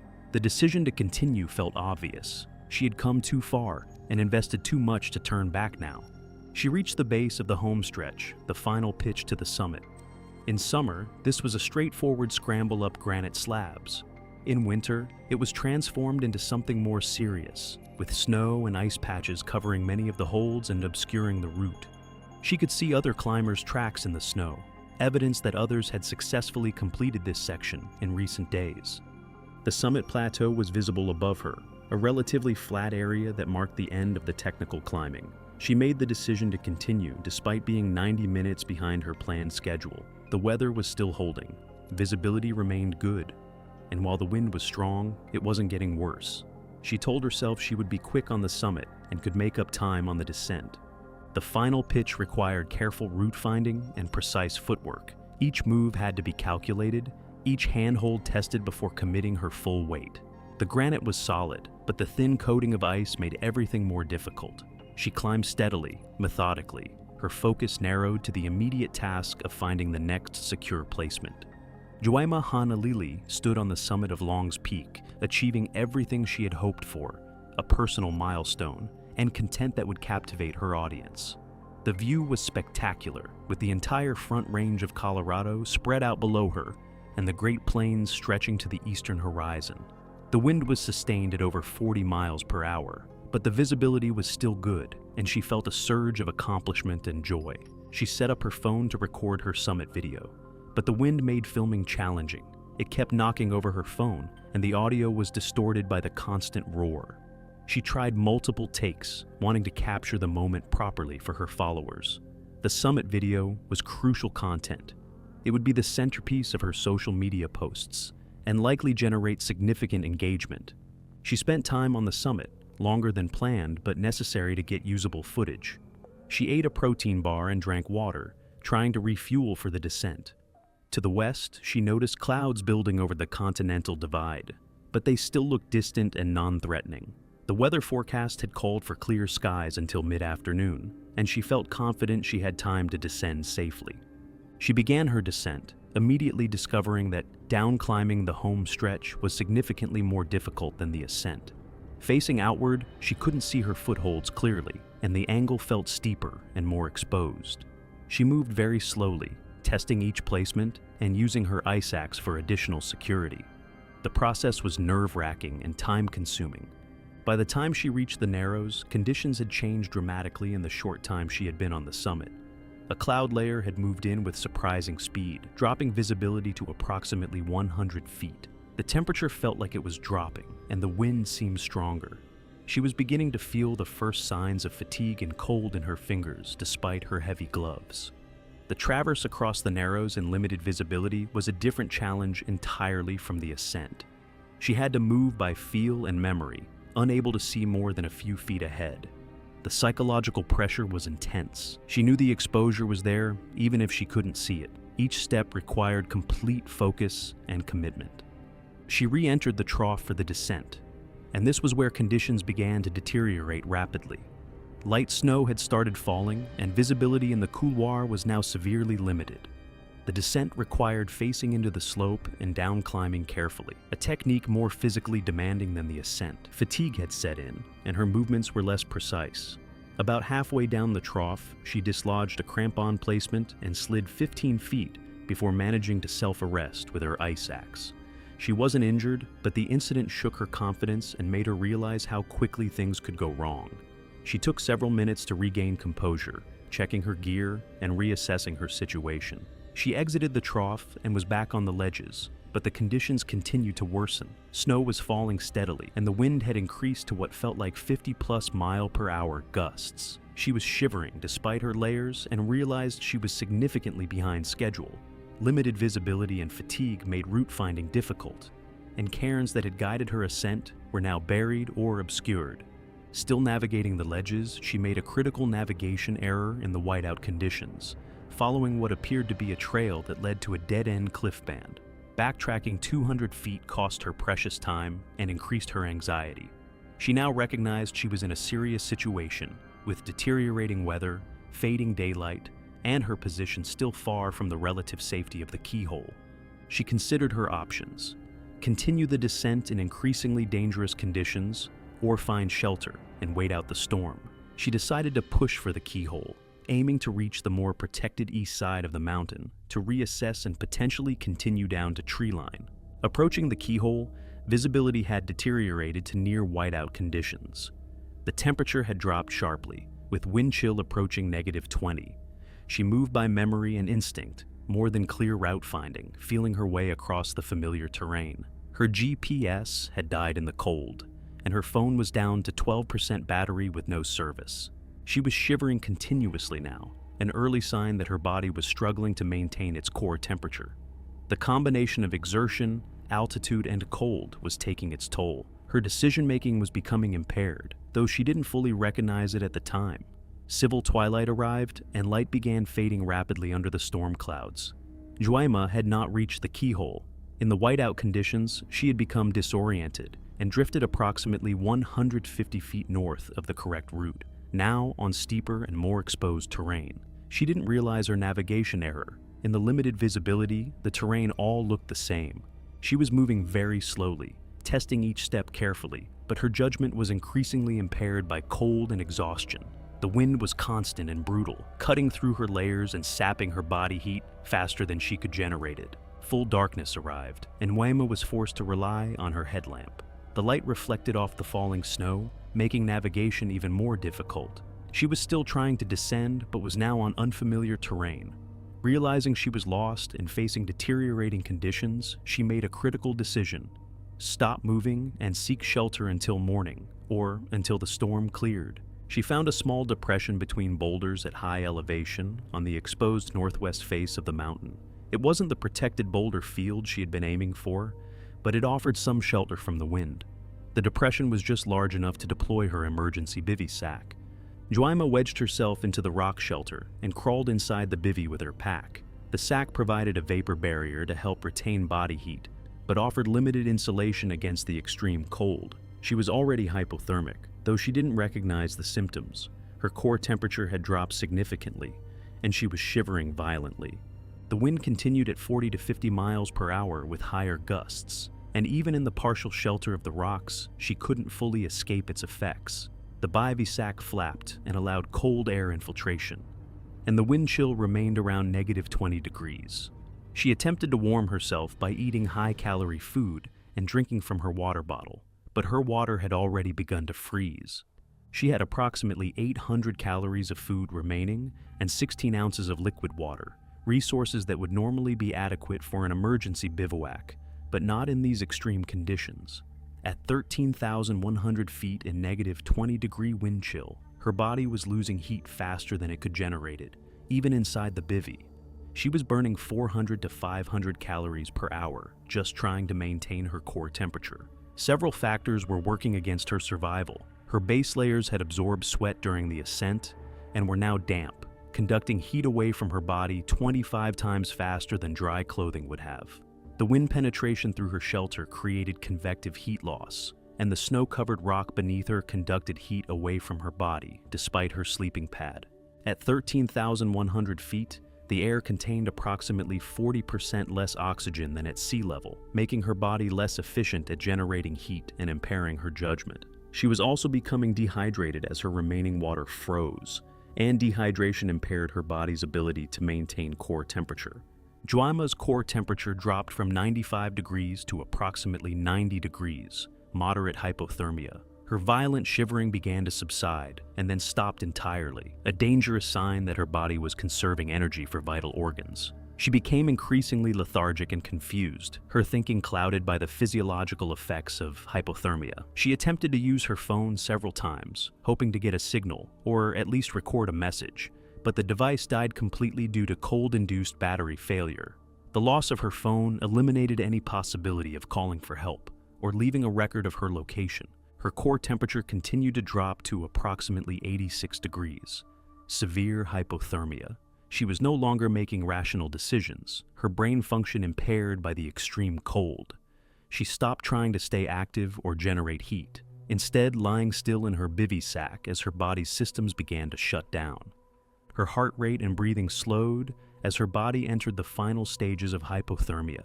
In a phenomenon known as paradoxical undressing, common in severe hypothermia cases, she began to feel hot and started removing clothing. She partially unzipped her bivy sack and jacket, actions that accelerated her heat loss but felt necessary to her confused mind. Her core temperature dropped below 82 degrees. Her heart developed arrhythmias as the cold affected her cardiac function. Her breathing became shallow and irregular, and she lost consciousness as her brain function deteriorated. Her heart stopped sometime during the night. The storm continued, depositing an additional 8 inches of snow that further obscured her position, already off the main route and hidden among the granite boulders of the northwest face. Juaima's parents, who had expected a call or text by the previous evening, reported her overdue to the National Park authorities. Her car was quickly located at the Longs Peak trailhead, confirming she had attempted the climb. Rangers noted the severe weather conditions that had moved through the area and began search planning, though active searching was delayed due to continued high winds and poor visibility. After weather conditions improved enough to allow safe search operations, a ground team located Juaima's body approximately 150 feet north of the standard keyhole route at 13,100 feet elevation. She was found in a small rock depression, partially covered by snow, inside her bivy sack with her jacket partially unzipped. The country coroner determined the cause of death to be hypothermia due to environmental exposure, with no traumatic injuries. The time of death was estimated during the night. The death was classified as accidental, with contributing factors including solo winter mountaineering, navigation error leading to inadequate shelter location, and being caught out after dark in severe weather conditions. The headlamps created a jagged trail of light climbing into the void, each beam slicing a thin tunnel through air so frigid it stung the chest with every inhale. It was 3:42 a.m. in the Khumbu icefall, and the team advanced through terrain that felt suspended between solidity and motion, between mountain and current, locked in a moment of collapse into towering slabs of ice as large as buildings. Leading was Maytok Sherpa, 41, with 17 successful Everest ascents and a reputation for cautious judgment that had kept him active long after more flamboyant guides had retired or perished. A helmet camera was part of his routine gear, its tiny lens documenting the route in grainy night mode. Bringing up the rear was Anil Rai, 29, efficient in his steps, carrying spare rope and a radio, alive with intermittent route chatter. The third climber in line was Darcy Lee Villan, 27, from Perth, Australia. Her rented gear was pristine, tags freshly removed from her shell trousers. The material still held the stiff folds from manufacturing. Her pack carried a small stitched patch of a film camera, something another client, Leo Gutierrez, had noticed during the approach from Lukla. He had asked about it during a break in Namche Bazaar. She'd replied with a grin that she worked in digital content strategy, that the patch was ironic, film was obsolete, but the style endured. Would her urge to document the ascent take priority over prudence in such unstable terrain? Maytok's helmet footage tracked her from the moment they departed base camp. The recording showed a climber who was capable but measured. She set her crampons down with deliberate stomps rather than the smooth strikes of someone accustomed to ice travel. She double-checked her carabiners, sometimes 3 times, after clipping to the fixed rope.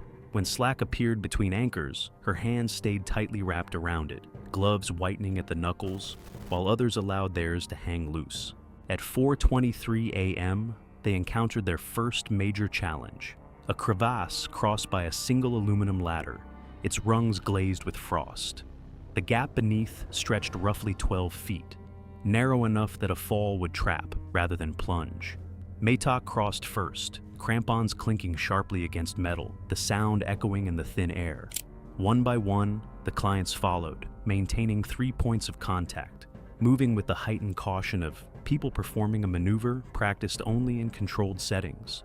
Darcy made it across smoothly.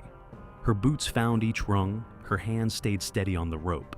Yet once she unclipped on the far side and stepped onto firm ice, she stopped. She didn't advance to make room for the climber behind. Instead, she slowly rotated her head and shoulders, studying the surrounding seracs, tilted ice cliffs glowing faintly under starlight. She glanced back at the trail of lights behind them.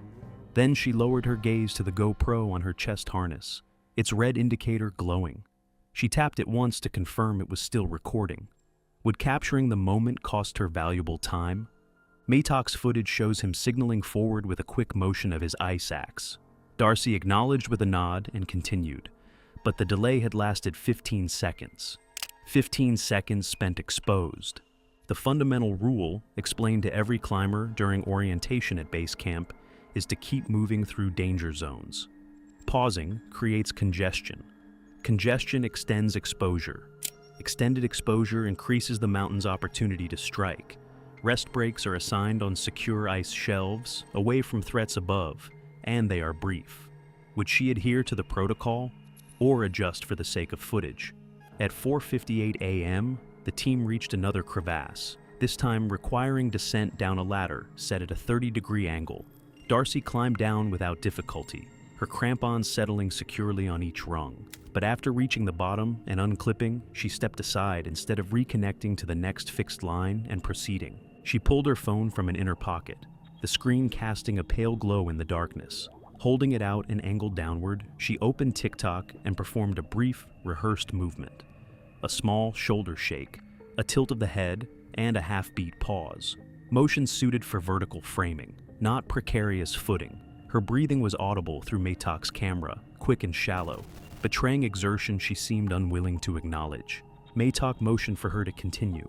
She responded with a thumbs up without looking back. The pause lasted roughly 45 seconds. Above her, Leo Gutierrez waited at the top of the ladder, unable to descend until she cleared the landing area. Another climber waited behind him. Would this compression amplify the consequences of a single mistake? When Darcy finally reattached and advanced, her steps lacked certainty. She placed each foot tentatively, testing before shifting weight. The assurance she'd shown on the ladder, where movement was defined, didn't carry over to the open snow between anchors.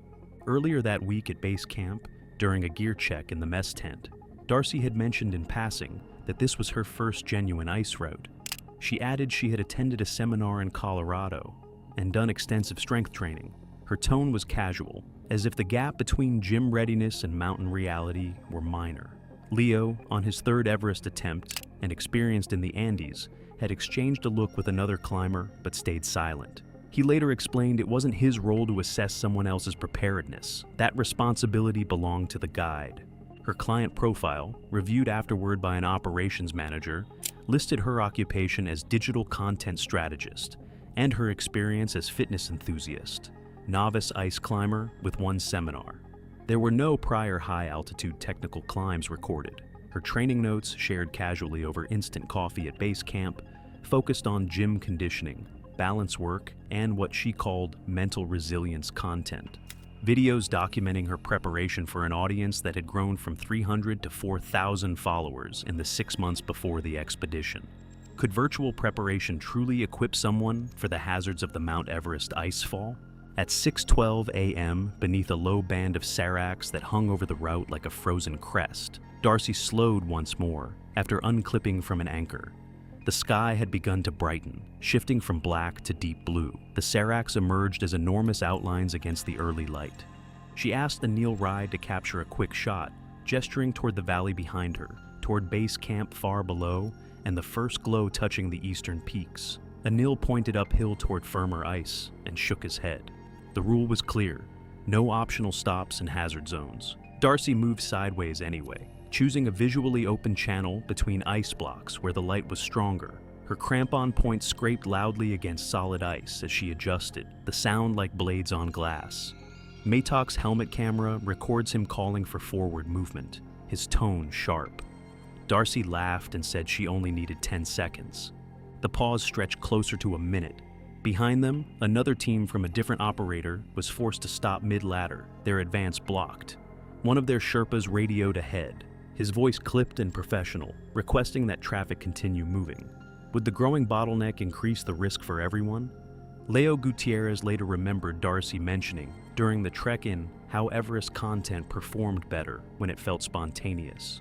Over Dal Bhat in Ding Boche, she explained that polished footage seemed artificial, while raw moments, unplanned clips, and real reactions drove engagement. She framed the climb less as a mountaineering objective and more as a setting to be handled carefully, but secondary to documentation, arguing that audiences were no longer interested in summit photos, but in the journey itself and its perceived authenticity.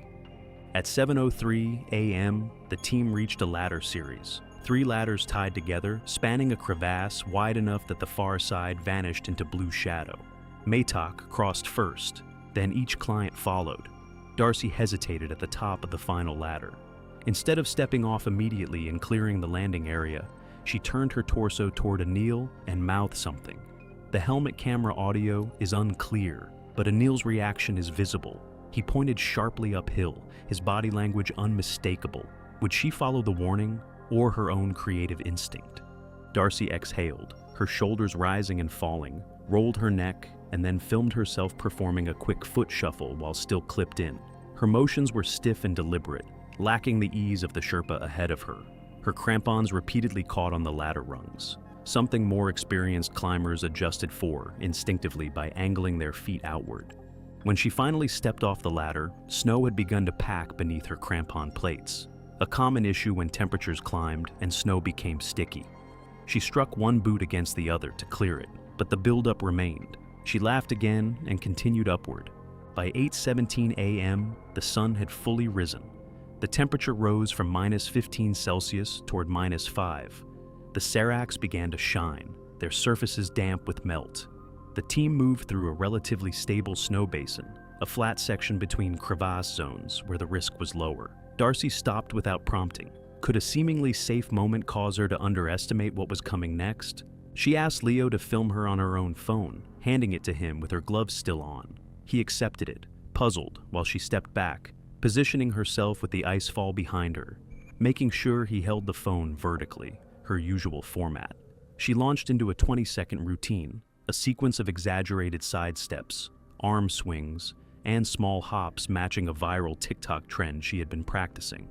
After finishing, she looked at the screen, frowned, and repeated the exact sequence again, determined to perfect the choreography for her video. By the end, snow had visibly packed beneath both crampon plates. She struck her boots together again, harder this time, and the snow still clung. She crouched and scraped at it with her gloved hand, finally removing most of it. Maytok tapped his watch and signaled for immediate movement, his patience clearly thinning. At 9:15 a.m., Maytok radioed a status update to base camp. His voice, captured on the radio log, indicated the team was slightly behind schedule but progressing. The sun was already striking the upper seracs at a steeper angle than the morning forecast had predicted. Would the quicker warming destabilize the ice before they could reach safer terrain? By his later estimate, the optional stops had added 6 to 8 minutes of stationary exposure across multiple zones. More importantly, they had disrupted the team's rhythm. Darcy moved cautiously when the protocol required flow, and confidently when caution was necessary. Planned rests blurred into unplanned pauses. The ascent no longer felt smooth. It felt interrupted, reactive, shaped by impulses unrelated to the mountain's rules. The icefall did not care about content strategy. It did not care about engagement metrics or audience growth. It functioned on physics, pressure, heat, gravity, time. Every minute spent still allowed the sun to weaken the snow bridges and serac faces. Each unnecessary stop was a gamble that the mountain would remain stable just a little longer. At 10:18 a.m., the team reached the designated rest point, a flat platform of compacted snow, roughly the size of a small room. It sat upwind of a large leaning serac that had begun shedding fine ice grains in the warming air. Maytok's helmet camera shows him signaling a 5-minute halt, shorter than usual, likely intended to recover lost time. The clients unclipped from the fixed line one by one. They dropped their packs. They drank water from insulated bottles, the liquid still barely above freezing. They ate energy gels and chocolate bars that had hardened in the cold. Could the brief pause for nourishment distract from hazards that move silently? The rest platform had supported dozens of teams over the previous weeks, its snow compressed by boots into a surface that felt almost solid, almost dependable. It measured roughly 13 feet across at its widest point, tapering toward the edges where it met the natural contours of the glacier. To the north, a massive serac leaned at an angle that defied logic, its face catching the morning sun and beginning the slow process of surface melt that would accelerate through midday. To the south, the route continued upward through a narrow corridor between ice blocks, the fixed line visible as a thin orange thread against white. The platform appeared uniform. The snow showed no obvious change in color or texture, There were no visible cracks, no depressions, no warning signs that any section differed from another. This was the danger of the Khumbu icefall. It concealed its lethal mechanisms beneath surfaces that looked identical to safe ground. At 10:20 a.m., Darcy removed her backpack and placed it near the center of the platform. The pack landed with a soft thud, settling into the snow. She unzipped the top compartment and pulled out a smartphone in a bright pink protective case, the color almost jarring against the monochrome surroundings. The case was thick, rugged, built to protect against drops and cold. A small loop of paracord hung from one corner. She turned toward Anil Rai, who was checking the anchor where the fixed line ended. She raised the phone and pointed at it, then gestured toward the backdrop. The Serac behind her, the valley dropping away to the west, the morning light painting everything in shades of gold and blue. Anil looked at Maytok, who was consulting his altimeter and radio. Maytok glanced over, registered the request, and gave a slight nod. This interaction, while not standard procedure, was not uncommon. Clients paid substantial sums for the Everest experience, and part of that experience was documentation. A photograph at a rest stop was a minor concession. Would granting the documentation briefly compromise operational caution? Anil walked over and took the phone. Darcy smiled, the expression visible even through her neck gaiter and the fatigue that had begun to settle into her features. She said something. The helmet camera audio is unclear, but her lips moved and Anil nodded in response. At 10:21 a.m., Darcy positioned herself roughly 13 feet from the main group, closer to the downwind side of the rest area.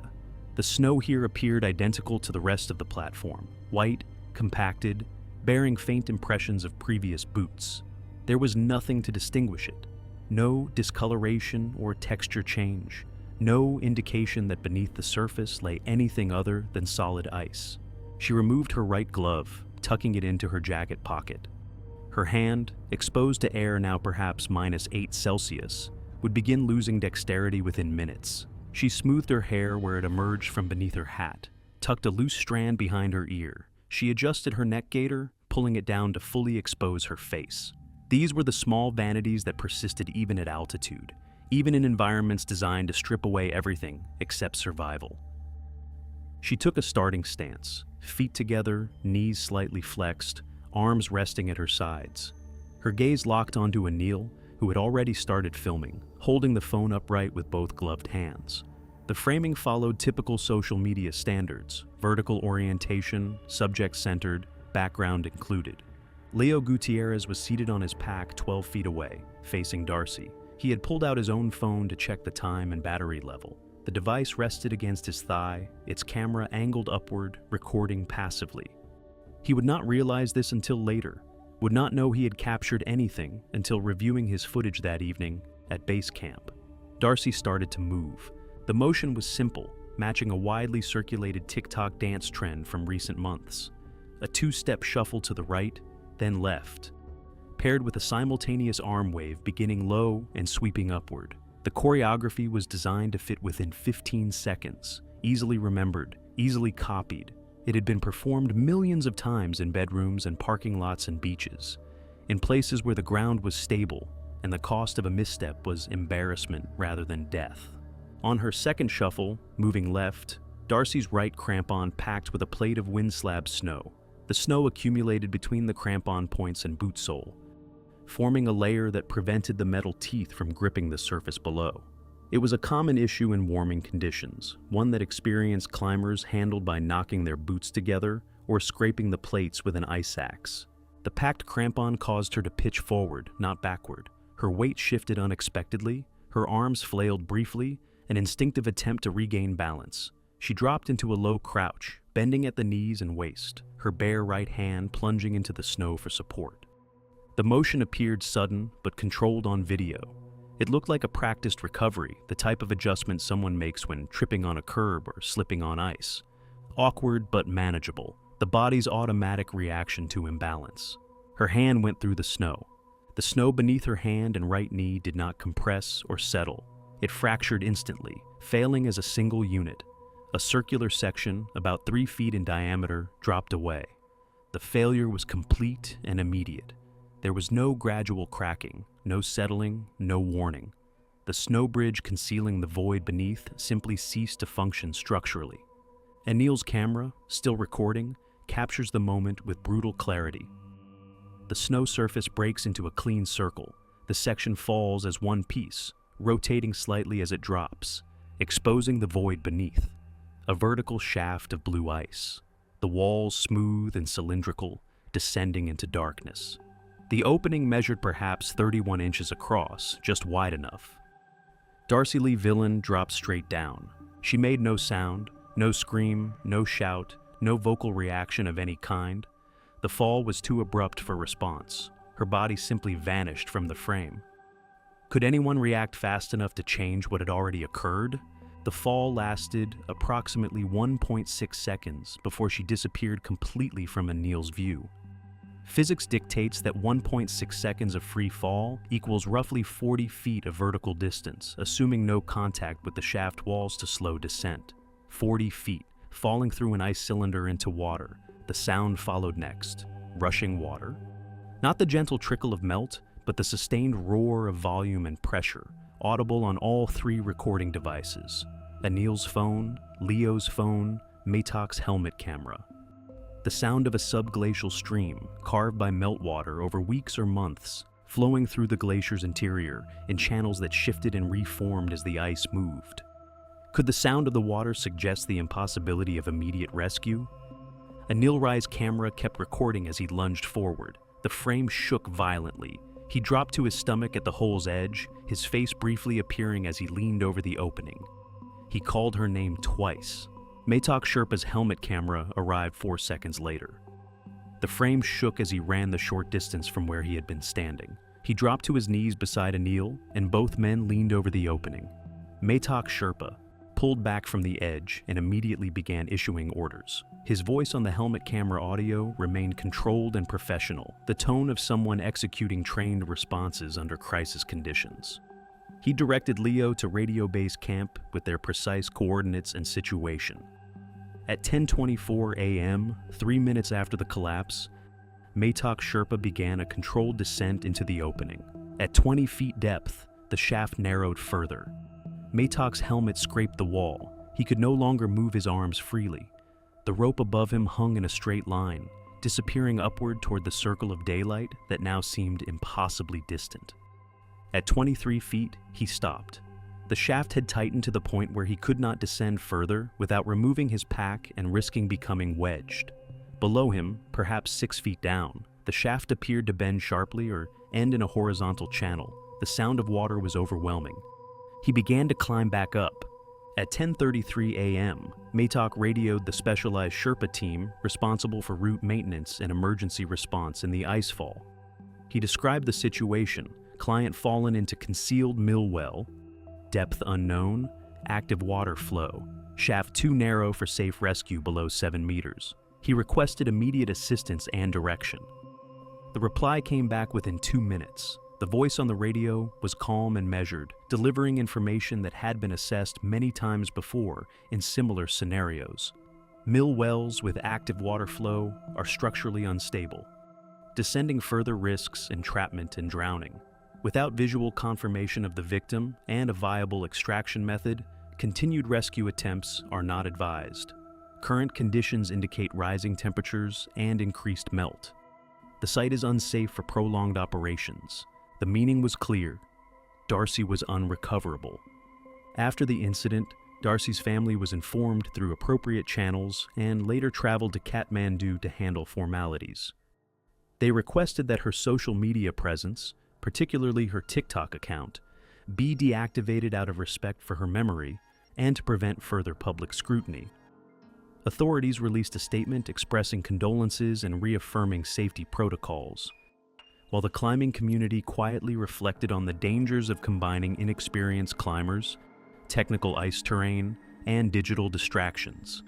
Thanks for watching. If you like this, click here.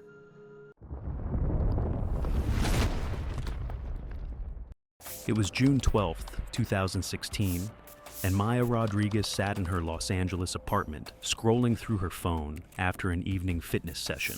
At 31 years old, she had built a modest following of 180,000 on Instagram by posting fitness content, marathon training updates, and motivational quotes overlaid on photos of herself mid-workout. The algorithm had been generous that evening, serving her a TikTok video that had gone viral across multiple platforms.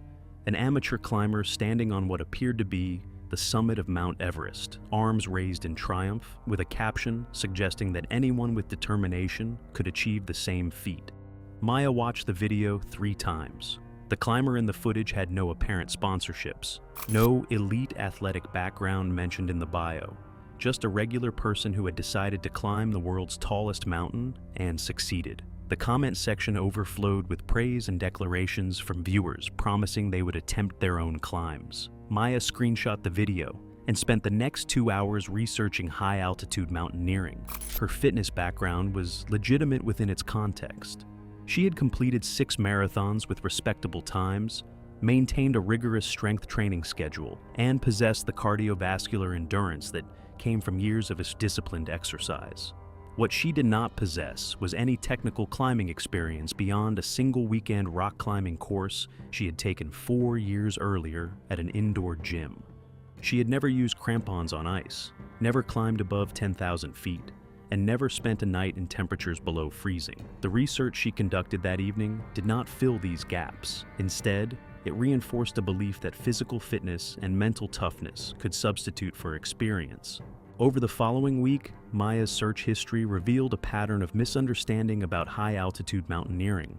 She searched for the easiest 8,000-meter peaks and found articles listing mountains by technical difficulty. Everest appeared frequently, but was described as overcrowded and expensive. K2 appeared in several articles as more challenging, but with fewer commercial expeditions and lower permit costs. What Maya absorbed from these articles was that K2 was less crowded, not that it was statistically more dangerous than Everest, with a summit-to-fatality ratio that had historically hovered near 25%.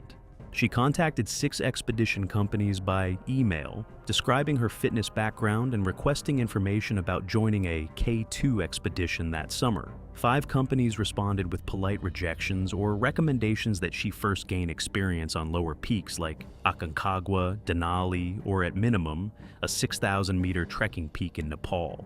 The 6th company, a small Pakistani outfit based in Islamabad, responded with a quote of $72,000 and a questionnaire asking about her insurance coverage and medical history.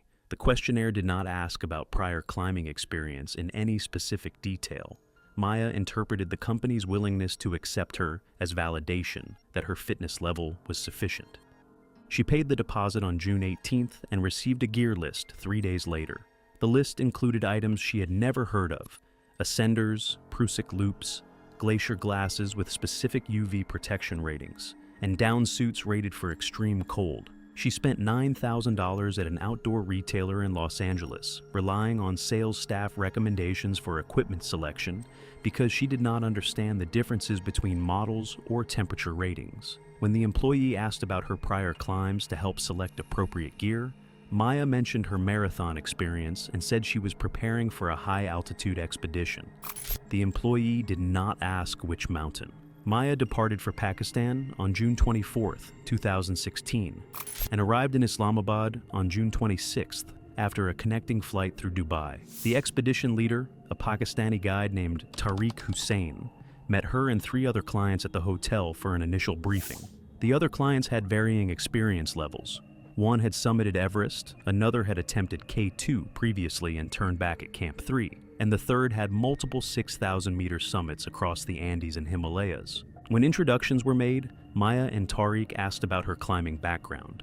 She described her fitness routine and mentioned she had researched high-altitude physiology extensively over the past 2 weeks.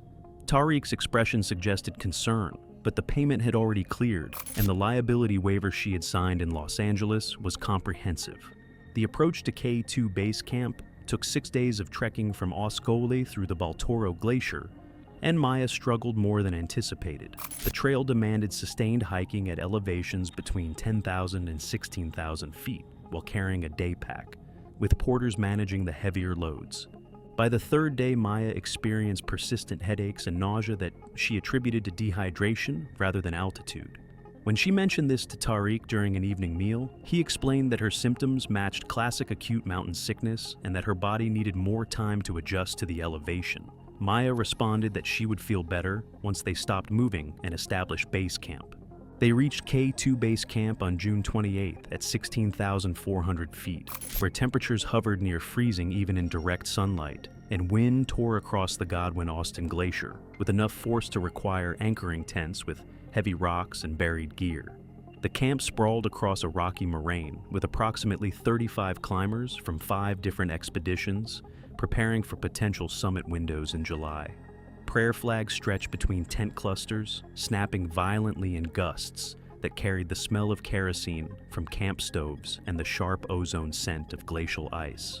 Maya was assigned to work with Verba Chering, a 41-year-old Sherpa from Kumjung village in Nepal's Khumbu region. Verba had worked as a high-altitude guide for 19 years and had summited K2 4 times and Everest 9 times, placing him among the more experienced Sherpa guides working in the Karakoram. He was known within the climbing community as patient with inexperienced clients, but firm about safety protocols and turnaround times, especially on mountains where margins for error were thin. His income from guiding supported his wife, 4 children, and his elderly mother, whose respiratory issues required ongoing medical care that consumed a significant portion of his annual earnings. The expedition company had hired Verba specifically for Maya after Tariq expressed concerns about her lack of experience.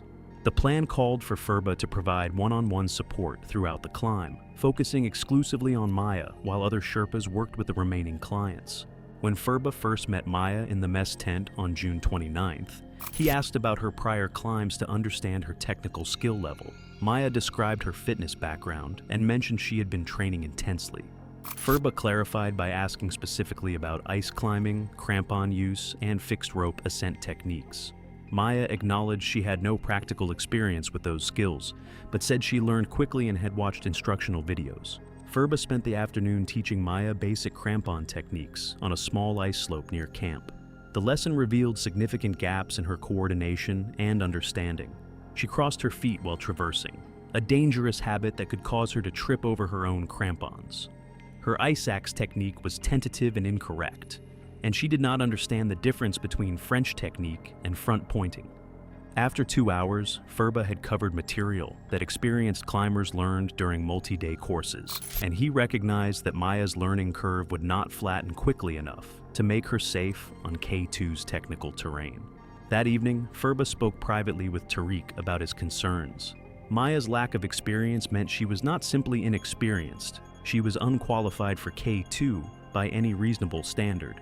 The mountain demanded technical proficiency on steep ice, sustained effort in the death zone above 26,000 feet, and decision-making capacity under severe hypoxia. Tariq acknowledged the concerns, but noted that Maya had signed extensive liability waivers and that the company had accepted her payment with the understanding she was climbing at her own risk. Verba understood the economics that governed these decisions, even when they conflicted with safety. The first briefing occurred on July 1st, when Tariq gathered all expedition members to review the route, acclimatization schedule, and objective hazards. He explained that K2's weather windows were narrower and less predictable than Everest's, that rescue above Camp 3 was extremely difficult, and that turnaround times existed specifically to prevent climbers from descending in darkness, when exhaustion and hypoxia made fatal errors more likely. Maya attended the briefing with her phone positioned to record video, and she interrupted twice to ask Tariq to repeat sections because she had been filming rather than listening. When Verba explained the importance of efficient movement through dangerous terrain, like the bottleneck, a steep couloir beneath a massive hanging serac, where speed reduced exposure to collapse, Maya asked whether they could pause during that section so she could capture footage. Verba explained patiently that stopping in objective hazard zones increased risk for everyone on the mountain, not just her. Maya responded that her followers expected content throughout the climb, and she needed to document key sections. The first acclimatization rotation began on July 3rd, with a climb from base camp to Camp 1 at approximately 19,700 feet. The route ascended steep scree and ice slopes for nearly 3,000 vertical feet, and most experienced climbers completed the climb in 4 to 5 hours. Maya required 7 hours and 15 minutes. Furba stayed with her throughout, watching her struggle with terrain that should have felt manageable for someone attempting K2. Her breathing became labored within the first hour, and she stopped frequently to rest even on moderate slopes. Her crampon technique remained poor despite the previous day's practice, and twice she caught her front points on her opposite pant leg and nearly lost balance. At Camp 1, Furba checked Maya's oxygen saturation using his pulse oximeter. The reading showed 76%, which fell within acceptable range for acclimatization, but was lower than ideal for someone at this early stage. He asked about her hydration and whether she had experienced headaches or nausea during the climb. Maya acknowledged a mild headache, but said she felt strong overall. Her self-assessment did not match what Furba had observed during the ascent. They descended to base camp that afternoon, and Maya spent the evening editing video footage on her laptop. The content she posted later showed dramatic angles of the route and brief clips of herself climbing, but did not mention Furba or acknowledge the extended time required to complete what should have been a straightforward acclimatization rotation. Other Sherpas at base camp mentioned seeing her posts and noted the pattern that many clients followed, documenting their own achievement while rendering their guides invisible. The second rotation to Camp 2, at approximately 21,300 feet, began on July 6th. The route required crossing a steep ice face and navigating crevasse fields, gaining roughly 1,600 vertical feet from Camp 1. Maya's performance deteriorated noticeably. Her pace slowed to 30 steps, followed by extended rest breaks, her breathing rapid and shallow even during pauses. Furba monitored her closely and noted that her coordination seemed impaired. She fumbled with carabiner gaits, struggled to clip into fixed ropes efficiently, and moved with the kind of clumsiness that suggested her body was not adapting well to altitude. At Camp 2, Maya appeared exhausted in ways that concerned Furba beyond normal acclimatization fatigue. Her face remained flushed despite the cold. Her speech came slowly, and she sat down in the snow without organizing her gear or helping to prepare the tent. Furba checked her oxygen saturation and found it had dropped to 72%. He explained carefully that declining numbers suggested her body was struggling to adjust, and that continuing upward with deteriorating acclimatization increased the risk of pulmonary or cerebral edema. Maya's response was immediate. She had paid $72,000 and trained hard for this climb. Other expedition members were continuing their rotations on schedule, and she expected the same support.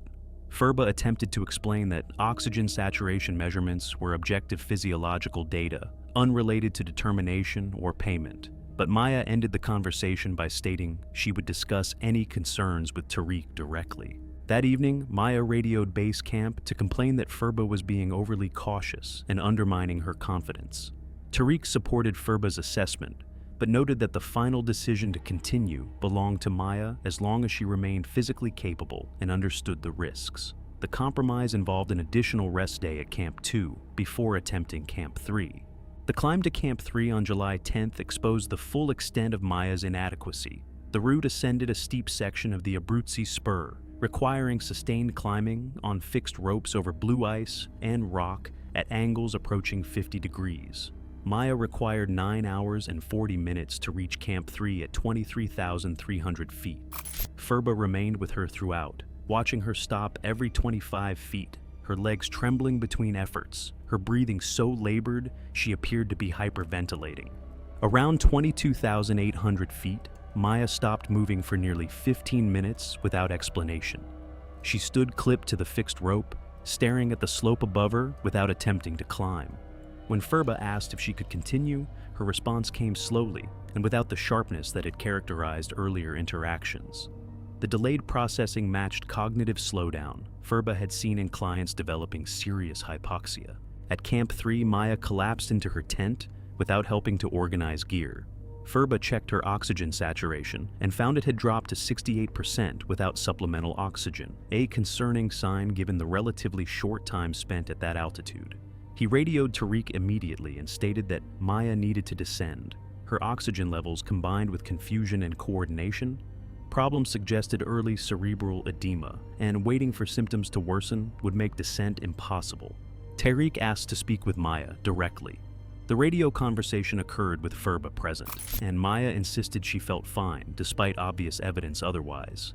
She acknowledged the climb had been difficult, but attributed this to normal altitude effects. She planned to rest and descend the following morning as part of the standard rotation cycle. Tariq accepted this plan with the condition that Furba monitor her closely overnight and initiate immediate descent if her condition worsened. Maya descended the next day, but the following week at base camp revealed she had not recovered. She lost visible weight, moved slowly between tents, and showed fatigue that rest did not improve. Furba raised concerns with Tariq twice more, but each time Tariq deferred to Maya's insistence on continuing, citing acceptable oxygen readings at base camp and the absence of acute symptoms. The weather window opened on July 18th. Forecasts predicted a brief period of reduced winds and clear skies beginning July 20th. Expeditions across base camp finalized summit plans, and Maya insisted on joining despite showing no improvement in her physical condition. If anything, she appeared weaker than during previous rotations, but her determination remained fixed.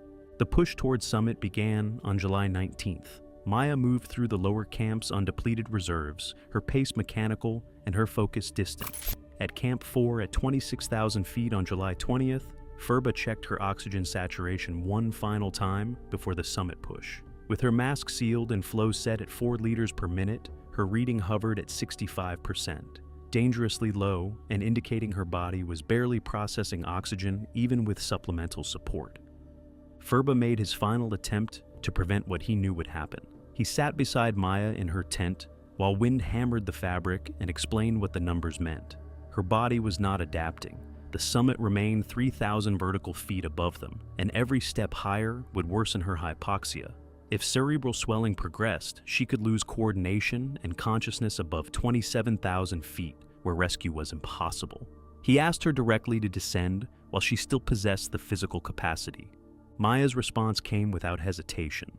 She had invested $72,000 and trained for months. She had followers expecting summit content. She was continuing, and Furba could either support that decision or she would request different support. The threat was delivered calmly, which made it more disturbing than anger would have. The summit push departed Camp 4 at 11 p.m. on July 20th.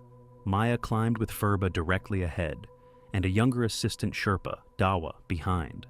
Temperatures with wind chill dropped below -30 degrees Fahrenheit, but skies remained clear and winds manageable. For the first 2 hours, Maya maintained pace on the fixed ropes, her oxygen flowing at 4 liters per minute and her layers holding warmth. Above 27,000 feet, deterioration became undeniable. Maya's rest stops extended from 30 seconds to 3 minutes, then longer. Her responses to simple questions slowed and arrived incomplete, as if her brain needed extra time to assemble basic thoughts. Her breathing developed a wet, rattling quality that suggested fluid was accumulating in her lungs as effort and altitude overwhelmed her respiratory system. By 28,000 feet, with roughly 1,250 vertical feet remaining to the summit, Maya had stopped making meaningful progress. She would climb 20 feet, then stop for 5 minutes or longer, her head dropping as if she were falling asleep while standing. Other climbers passed them where terrain allowed, and the turnaround time Furba had established, 2 a.m. regardless of position, came and went while they remained far below the summit. Furba told Maya they were turning around immediately. She did not respond. He repeated the warning with greater urgency, but Maya showed little comprehension. When he stepped in front of her to block the route upward, she pushed past him with uncoordinated strength, her movements impulsive and erratic. Furba and Dawa tried to physically turn her around, guiding her hands to the lower rope and setting her boots into the descent track. But she resisted and continued climbing upward, fixated on reaching the summit. What followed was nearly an hour of struggle with a client who had ceased rational function. They could not carry her down against her will without risking all 3 falling. They could not restrain her without turning a steep fixed rope route into a fight for balance. They could not call for rescue because helicopter operations were impossible at that altitude. At approximately 3:15 a.m., Maya unclipped her safety tether from the short rope connecting her to Furba, and clipped only to the fixed line. She continued climbing alone, moving slowly upward while Furba shouted warnings that the wind carried away. Furba followed at a distance, unable to abandon a client, but unable to physically prevent her from continuing. His own hypoxia was worsening, and Dawa was showing signs of exhaustion that suggested they were approaching their own limits. At 28,400 feet, Maya collapsed. She sat down in the snow and did not stand back up. Furba reached her within minutes and found her unconscious, her breathing shallow and irregular, her body unresponsive to verbal commands or physical stimulation. Her oxygen mask had slipped partially off her face, and her regulator showed flow, but the seal was broken. He reseated the mask and increased the flow rate, waiting for any sign of improvement. None came. Within minutes, her breathing became faint and difficult to detect. Furba checked for a pulse through thick gloves, but could not find one he trusted. At 28,400 feet, judgment blurred by exhaustion and hypoxia, certainty was impossible. What he knew was that she was no longer responding, no longer assisting, and no longer able to descend under her own power. He made the only decision he could. Clipping her harness to his own, he began attempting to lower her down the fixed lines in short, controlled sections. If there was any chance she was still alive, descent was the only treatment that mattered. Her body hung slack against the rope system, offering no help with foot placements or balance. The effort required strength the altitude had already stripped from him, and after 15 minutes, he had moved her less than 50 feet. Her limbs remained limp. Her chest showed no visible movement. His own vision began to narrow, and he understood that continuing much longer would mean 3 bodies on the slope instead of 1. During one transition between anchor points, Furba's crampon caught on the fixed rope buried under fresh snow.